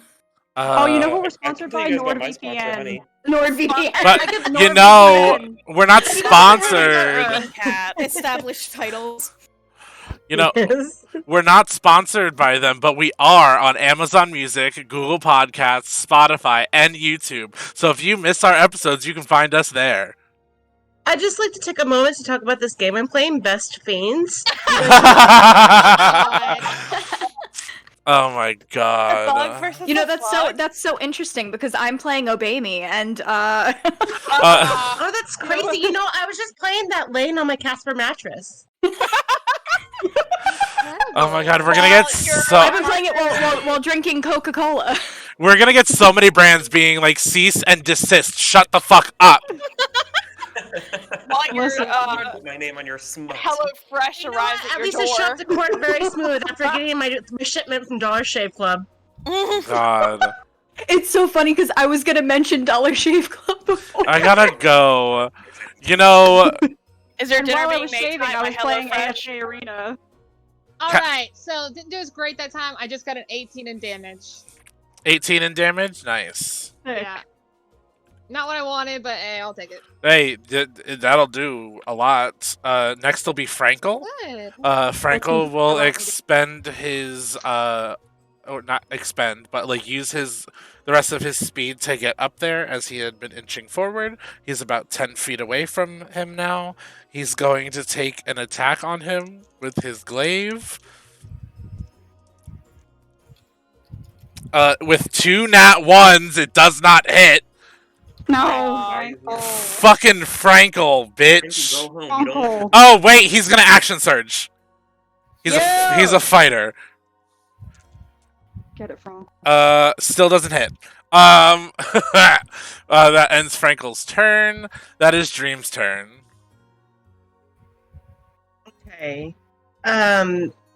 So who is still not knocked the fuck down? Is the dragon still? Dragon's still up. The person that you beezed is still up in front of you, and the other person up on the altar is still up. Fucker. Okay, I think me and Bees are going to go head to head. First of all, I would like to cast Mage Hand, Okay. and I'd just like to flip him off with that. That's a free action. You don't have to use anything for that. Thank you. And then I'd like to say, and then I'd like to cast the Cloud of Daggers.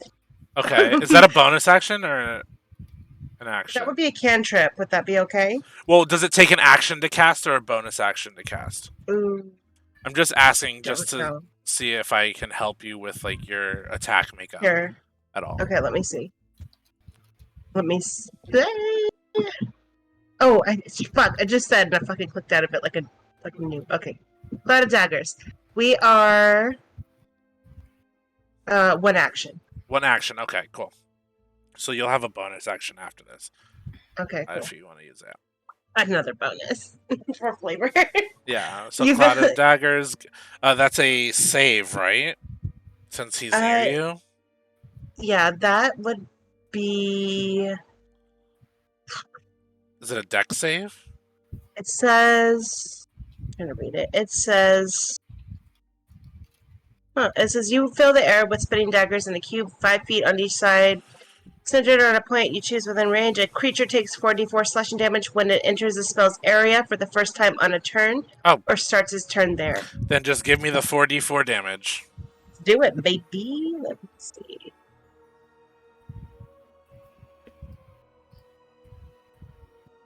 Eight. Awesome.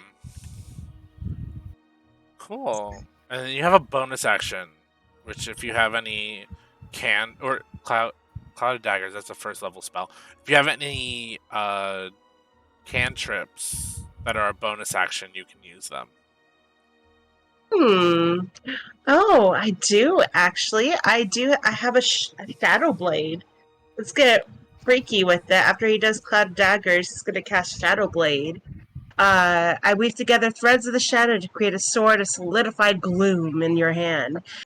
This magic sword lasts until spell ends. It counts as a simple melee weapon, which with which you are proficient. It deals 2d8 psychic damage on a hit, and has the finesse, light, and thrown properties.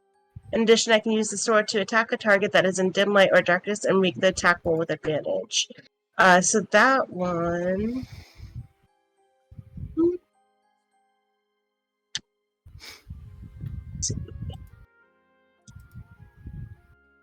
Shadow Blade. Doesn't say Did I just roll. cast it? Yeah. Yeah, just you can. It's a cantrip. It's Just a bonus roll it. action. Go ahead. 15, baby. Fucking Christ. Okay. Got a vendetta Oh against wait, this. that's a melee weapon attack. Technically, Yeah. you can add Yes. I'll allow you to add your sneak attack to that Ooh, okay. because it has to be a melee attack for sneak attack. Okay.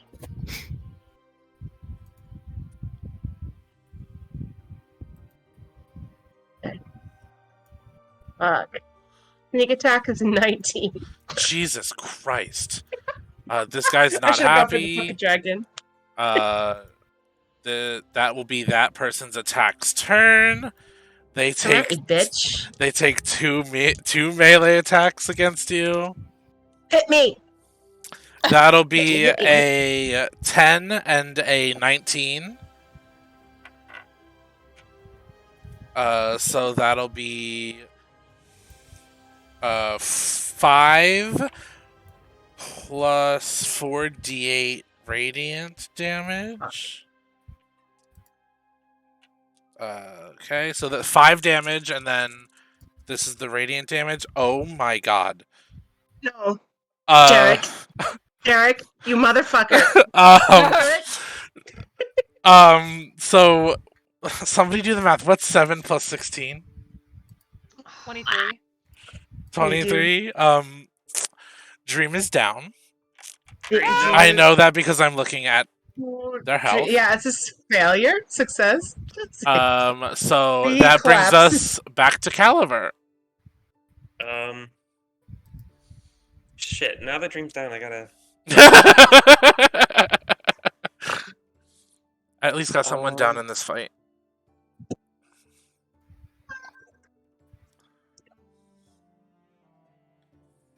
I will tell you guys, there is a possibility of you guys taking down all 3 of them within the next couple turns.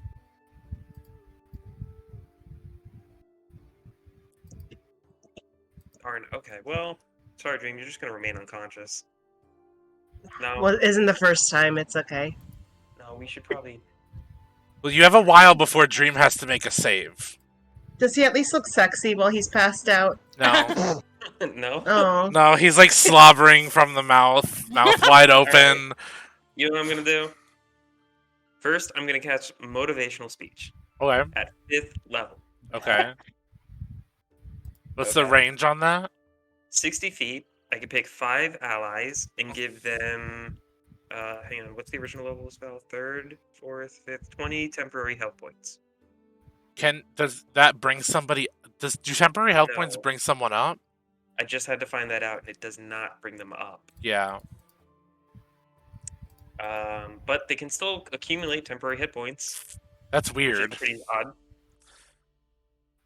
So they just, I guess they would have, like, the damage would have to go over the 20 temporary hit points in order to count as a death save, probably.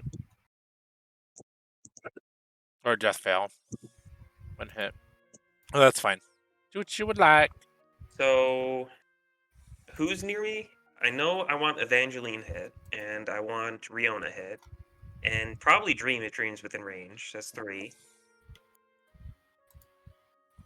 Who else is there? Like, near... I'm on the stage in front of the...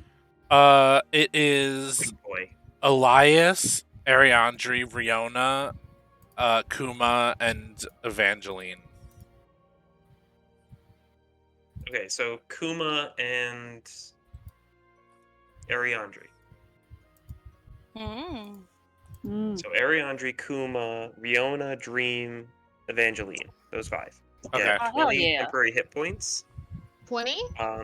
20 temporary hit points, and you have advantage on wisdom saving throws Oh, fuck yeah. while you hear my performance. It's pretty sick. I feel so inspired. I'm so motivated. If you are Real. attacked and you have these temporary hit points, you have advantage on your next attack roll. Oh, hell yeah. So even if you lose all 20 of those temporary hit points, whatever attack dropped you below the temporary hit points, you gain advantage on your next attack. It doesn't, you Oh, can't beautiful. pocket it or anything. It's whatever your next attack is, you have advantage. That's sick as fuck. Okay, so Okay. I wouldn't add to anything for Dream right now since he's knocked You out. get 20 temporary hit points. You're just unconscious. Yeah. Okay, you got it. So we just gotta get this bitch up.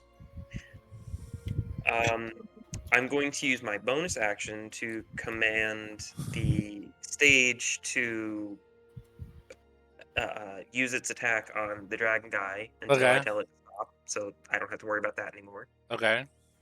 And then I'm going to expend my last bardic in exchange for a spell.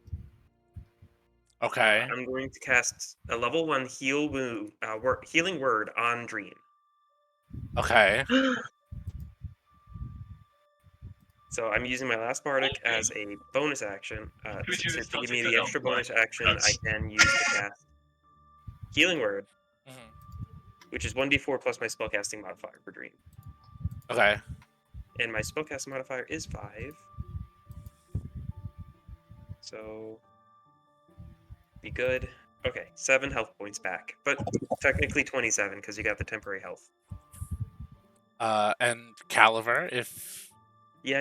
I'm getting you to would that. so like. Dream, you know you're up now, right? Hell yeah. Okay. Okay. So a part of my extra feature of being able to exchange bardics for bonus actions is when I use up all my bardics, since it taxes my voice to do this, it hurts me. And I take damage equal to the total of my bardics Oh shit. Damn. rolls. So that's 5d8. Oh, No, Caliber! So Caliver takes 40 damage. Shit. It's not worth it! Are you still standing? Oh yeah. Oh yeah, he's still standing. Okay. But that was more than half my health. Fuck. No. Oh Okay, well, no! We'll help So- you. We'll help you. It's okay. I got more health than some of you evidently. Caliber! So when you healed me, how many points did you do? You I got have to give 7 me. real hit points and 20 temporary hit points. Okay, so I have 7. Plus your Okay. 20 temp. You're conscious Okay. now, but you are still like prone, so you have to, I think, take a half action to get up or something. A half a movement action to get up. That'll bring Okay. us to Kuma. Nope. Cool. I got my Oh. dancing stage turn. Oh yes, Dancing Stage turn. Sorry, I don't have that in my initiative, so I forget about it. It's okay. I'll remind you every time. That's fine. It gets to do a forced empowered slam, which is a melee weapon attack with my spell attack modifier to hit. Alright. So that's a d20 plus 5. 11. Does not hit. Oh wait, what would I need because it still has a bardic? So you have an 11. You have a D8, right? Yeah, I'd need an 8, wouldn't I? You'd need an 8. Nah, It has a alright. 19 armor class. Okay. That's my turn. Alright. Now it's Kuma's turn. Cool. A lot's been going on. Yeah. Damn. I guess we'll do enlarge because I've got a paper from Caliver from before. Is it a different spell for Kuma?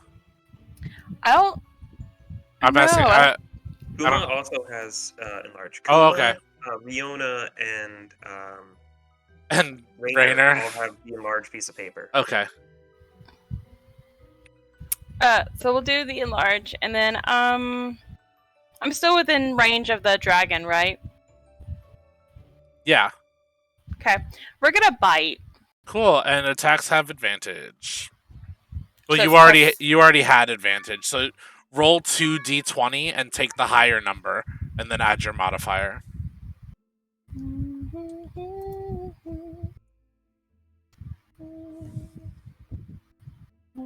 15. And what's your modifier for bite? So it's normally a 6. Did you roll? Is the 15 plus the modifier already, or? No, so you said roll 2. Yeah. So a D20s, right? 15 plus 6 hits. Okay. And then damage, right? Yep. So now you can roll damage. That looks like a 6. Cool. Is that all you can do, or? I mean, Oh, you have War Priest. You can Oh, you God. can expend one of those to do a bonus attack as a You know bonus what? action. Yeah, I forget you're a war cleric and have War Priest. I do too, so don't feel bad. Like, gotta be an honest DM and tell you guys what you have. Okay, so it's just like what? Roll another attack, or Yep, just do another attack. It has advantage still. Okay.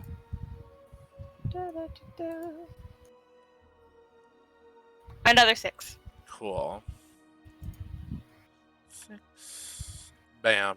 Awesome. That'll bring us to Elias. Elias is going to...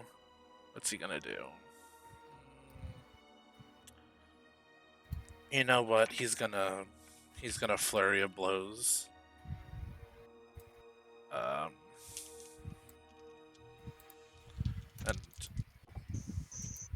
And all of them hit. Cool. So that's Yeah. 3d6. Kill him, Elias. Ooh. Burn 'em. 8, 16.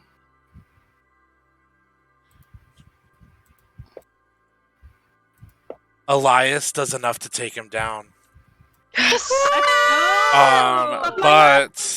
But he's going to, like, as he's doing this, he's going to stop before the last punch and look at Evangeline and say, I think this is your lizard to squash, not mine. And give you the last hit, which puts him down. And Delph falls and is dead. Woo! What do we do with the body? But you all still have The other people. the other people, which Elias is going to action surge and attack the other person on the stage with them. And that hits. And that is... Wait, does he have an extra attack yet? Besides the flurry of blows? He does not. But also, this person has to make... that was 4, so minus 7. This person has to make a Constitution saving throw. That'd be to 16. It does not, so it takes the 2d8. Or is it 2d6? 2d6 force damage. Holy shit. Okay, it does 8 more damage to this person, and this person is not looking good. And this person is going to be like, alright, I yield, and is going to drop their weapons and walk backwards to the back of the altar. And that is Ariandri's turn. Oh, fuck yeah. Thick as hell. So we have 2 more worshippers left. Yeah.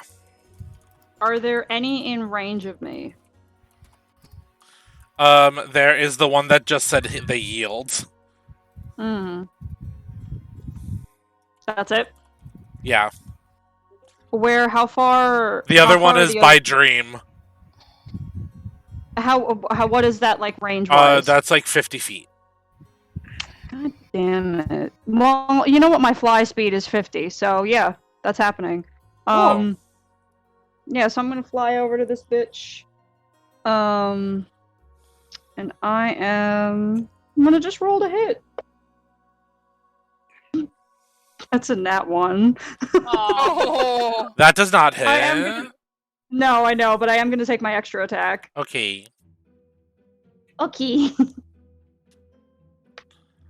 Oh shit. That's gonna be That's going to be a good 19. A That very hits. good 19. Beautiful. So with that, I'm also going to do my 2 weapon fighting. Okay. So I'm gonna roll to hit. I'm gonna roll to hit for my great axe first. That didn't work. Hold on. Ba, ba, ba. Give me 1 second.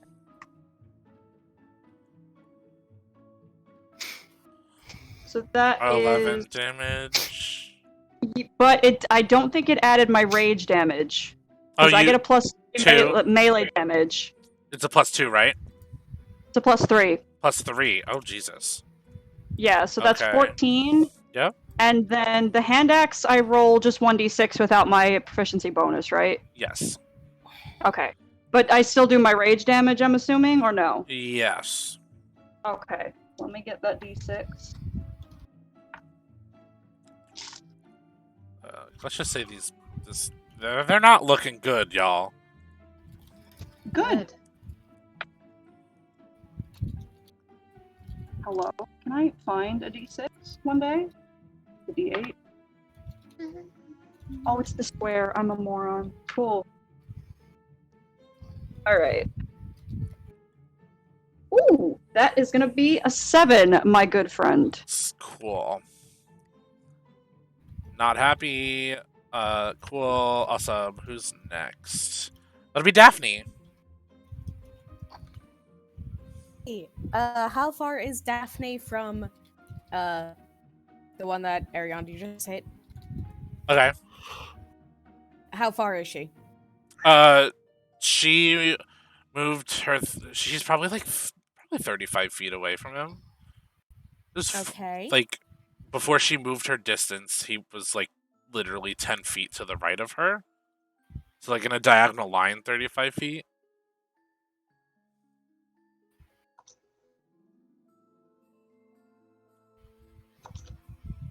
And Ariandre is within 5 feet of him, right? Yes.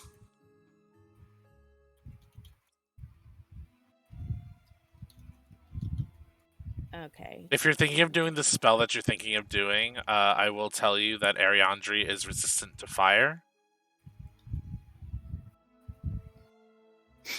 I do be. But Dream is not. And Dream is also right there. Dream, no, stop dying. Okay. Okay, so we're not gonna do that. And Dream is the next instead- Oakland. I can feel it. Derek's got a plan. And Not if on my your body fucking just watch. disappear, We can't raise you. I still got spell slots. So does Daphne. She has a lot of them.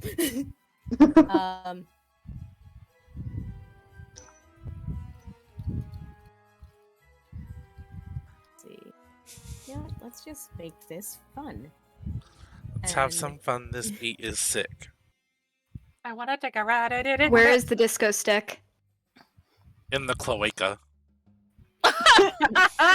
My cloaca's dead.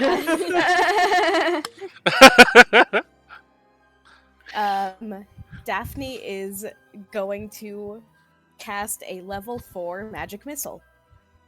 Oh. So that's 6 darts. I'll tell you right now. Um, Don't waste this level 4 slot on this person. Do it. okay. End his whole family line. To be honest, you could probably do it with a level 1. Because that's 3 darts. Oh. Yep. Okay. And they're all a d4 plus your modifier, right? A d4 plus 1. Honestly, you could probably do it as long as you don't roll ones on all of them. Okay, that first one was a 2. So that's 3 damage right there. The second one was a 3. That's 6 damage or 4 damage, and he's dead. Yay! He had 7 hit points. Yay! Now you Right, see, we're at the benefit concert, right? there's one other person that said they yielded. I don't know if you want to kill them or not. Yes. Oh no, they Hang yielded. on. Daphne's not gonna. No, they die. Wait. Dude, are you a fan of me? Who are you? I'm Caliver. Never heard of you. Oh. Do you want to? Do you want to? Are you flirting with me? No. No! But I wrote you the song. You guys, he pees himself a little bit. I didn't think I was that intimidating. You, The price we paid to be in the presence I of should use greatness. the bonus action real quick to tell Daphne, my if you're stage casting to my drop dad right now, something I'd on the shit. boss guy. what is that?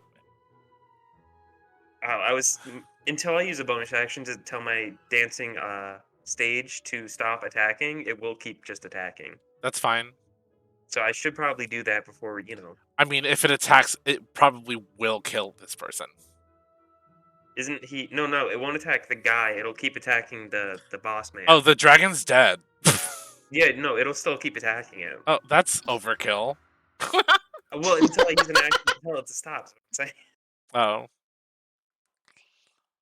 So maybe that might be intimidating this guy into peeing, is because I'm asking him to come listen to my show while my stage is attacking his boss. Yeah. Well, I mean, you guys also did just kill an adult dragon, so...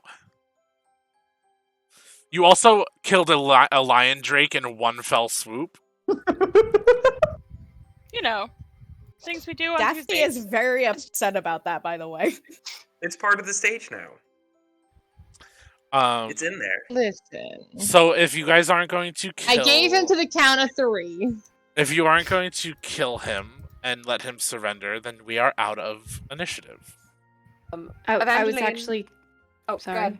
I was going to ask if I could cast Mass Cure Wounds on everyone. Oh, please. Go right ahead. Fix No, everybody up a little bit. I'm okay. Okay, so who is within 60 feet of me and who is in the worst shape? I need to know that because I can only pick 6. All of them are Evangeline, within... me. 34. I'm. Oh wait, I'm actually sorry. You keeping have my to be hit- within a 30-foot radius. Once again, within do me. not pick me with my temporary hit points. I'm actually over my max, so do not pick me. Okay. I'm at max, so don't pick me. Okay, who's in the worst shape? Dream. Yeah, Dream. That was a Yeah. given. Who else? Evangeline? Evangeline, without temporary hit points, like, she's at 24 temporary hit points, but she has 34 normal hit points right now. Okay, so Dream, Evangeline, who else? Daphne's at Caliver. 46 out of 62, so she's pretty good. Caliver's at 37 out of 77, so... Okay, Caliver, who Caliver. else? Calvin needs it. I can Anyone also just, I guess I should save the spell slots in case something else comes up. How's Elias? Elias is fine. Elias is at Okay. 100 out of 20. 130. Oh, Jesus Christ. He's All at right. yeah, he's like... Save some for the rest of us. He's almost full health. Well, he's a monk fighter, so he's got pretty good hit dice. Can I actually target myself with Mass Cure Wounds? Yeah. Okay, cool. I'll do that too. Well, if no one else needs anything, I'm gonna do that, and I rolled before I asked in anticipation. Yeah. So, target regains hit points equal to 3d8 plus my spellcasting ability modifier. So everyone that I've targeted regains 22 health points. Nice. Very sexy, delightful. Thank you. The dragon chosen, the person that surrendered to you guys, is like, his office is over there. And runs out of the building. You stay nowhere. And she is going to cast Charm Person. What is that DC? 17. And wisdom or charisma? Wisdom. Wisdom. He's charmed. She points at him, goes, sit. I'm sat. Day. And do any of you have a sword? Riona offers hers. Elias will actually offer you a great axe. Oh, even better. Cool. Sorry, my little barbarian gay heart just kind of went, aha! Aww. Aggressively Debbie Ryan hair tug. She is going to take the axe, and she is either going to try and sever off the head or some sort of trophy of the dragon. Oh, the Hell yeah. the dragon? Yes. Look, if you can give me it to hit, and it hits, I'll let you take it. Delightful. What is your to hit DC with your main weapon that you have? +6. I will allow you to use, since it's Elias's weapon, I will allow you to use his +7 to hit DC. Delightful, thank you. That is a 14 + 7, which is a 21. That hits. You may cut off Delph's head. Fuck yeah. She takes it with one fell swoop, goes down, cuts the head off, and she goes, "This is going to be a trophy for later. The office is that way. If someone wants to go in there, I'll be there in a second." As you cut the head off of Delph, you feel and hear 3 loud horn blares throughout the city. Coming from the direction of the university. Oh boy. Is that good or bad? Would I know if this is good or bad, DM?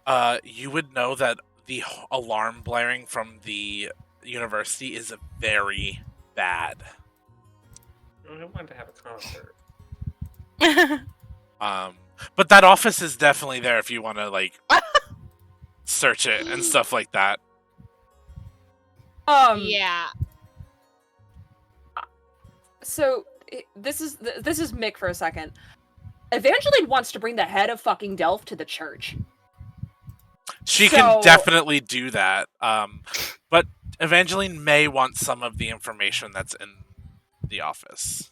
Absolutely, but that's what Evangeline has planned. She was going to go to the office, and then she was going to walk straight to the church with the head of Delph. So that is up to you guys on what you guys want to do, because the alarms are going off. I mean, don't bother me. Let's search the office. Cool. So, with that, Evangeline goes, "I do need some people outside, just in case people do come in here, because that's not good. That's not good at all." No, Riona's gonna go outside since she's pretty sturdy on hit points, and Abram will go out. Ari's also gonna go outside. As she's going, Derek, I would like for Riona to go ahead and use her new ability, Nature's Valiance, and she's going to summon a branch of enchantment, where she grows her spectral wings. So as she's walking out, upon her back, you see these 2 giant angel-like wings come out. They're made of branches and foliage that kind of weigh down. Her hair begins to glow. Her eyes kind of turn more of a complete gold and begin to shine. And she walks with this like sense of like purpose. As she walks outside, she gets a +10 to her walking speed with this, and she can use her wings to shield others for a +2 AC. In keeping with the theme, Avram will also utilize his new ability, the Tales of the Fox.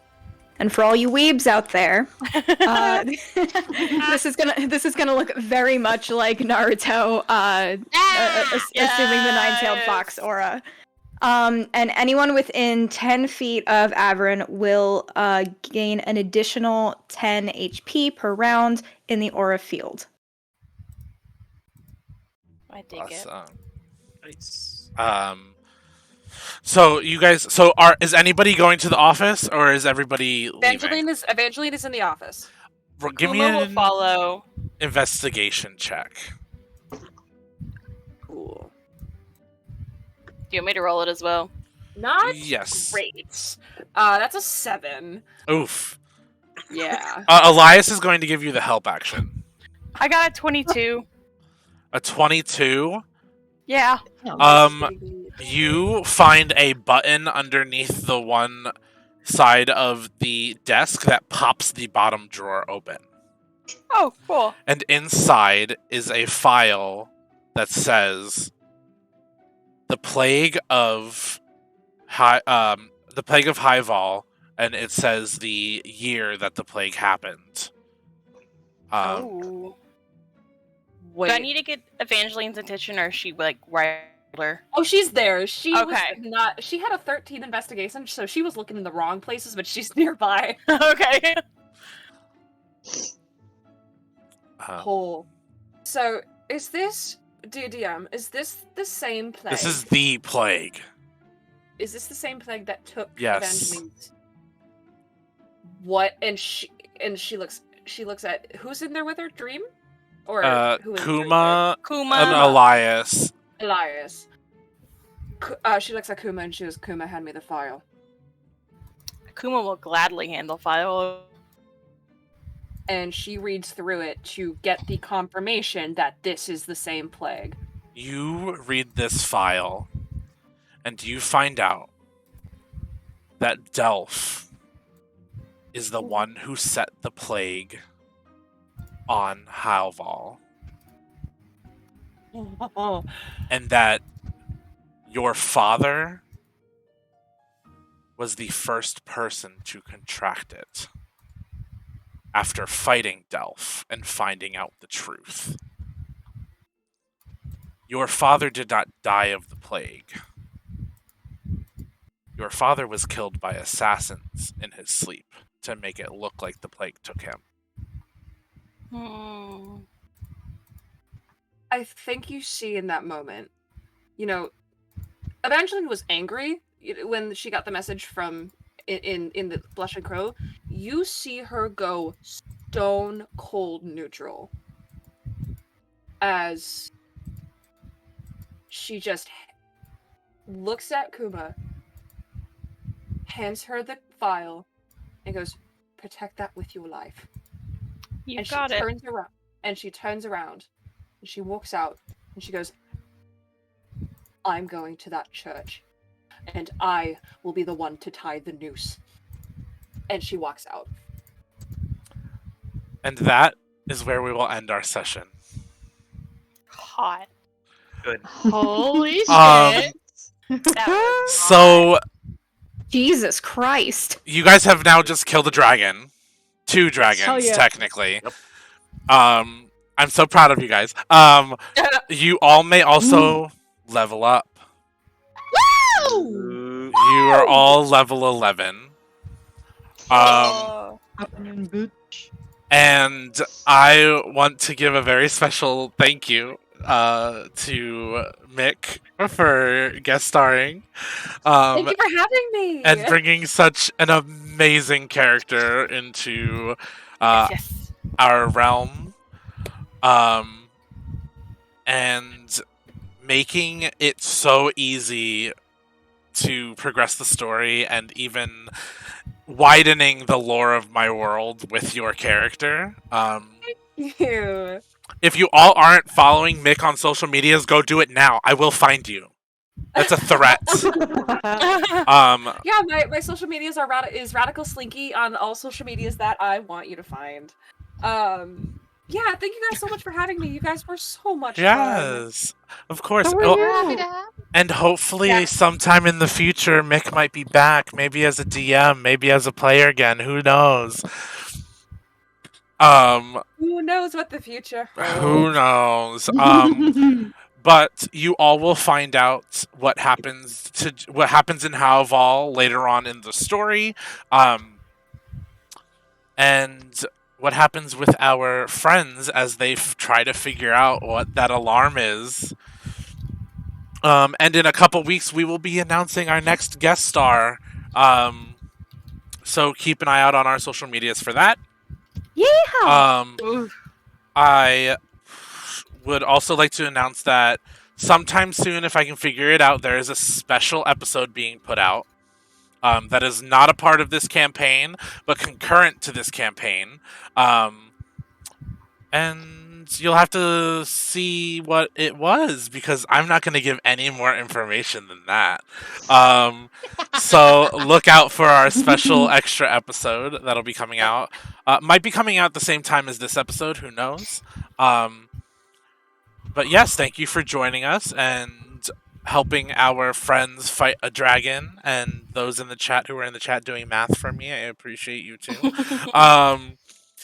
But yes, thank you all, and goodbye for this week. We will see you next week on Friday at 9:30 p.m. EST, 6:30 p.m. PST, for another episode of Queers and Spears. We have finally crossed the 20 episode mark. Thank you all, and good night. Say goodbye, my godlets. Goodbye. Goodbye.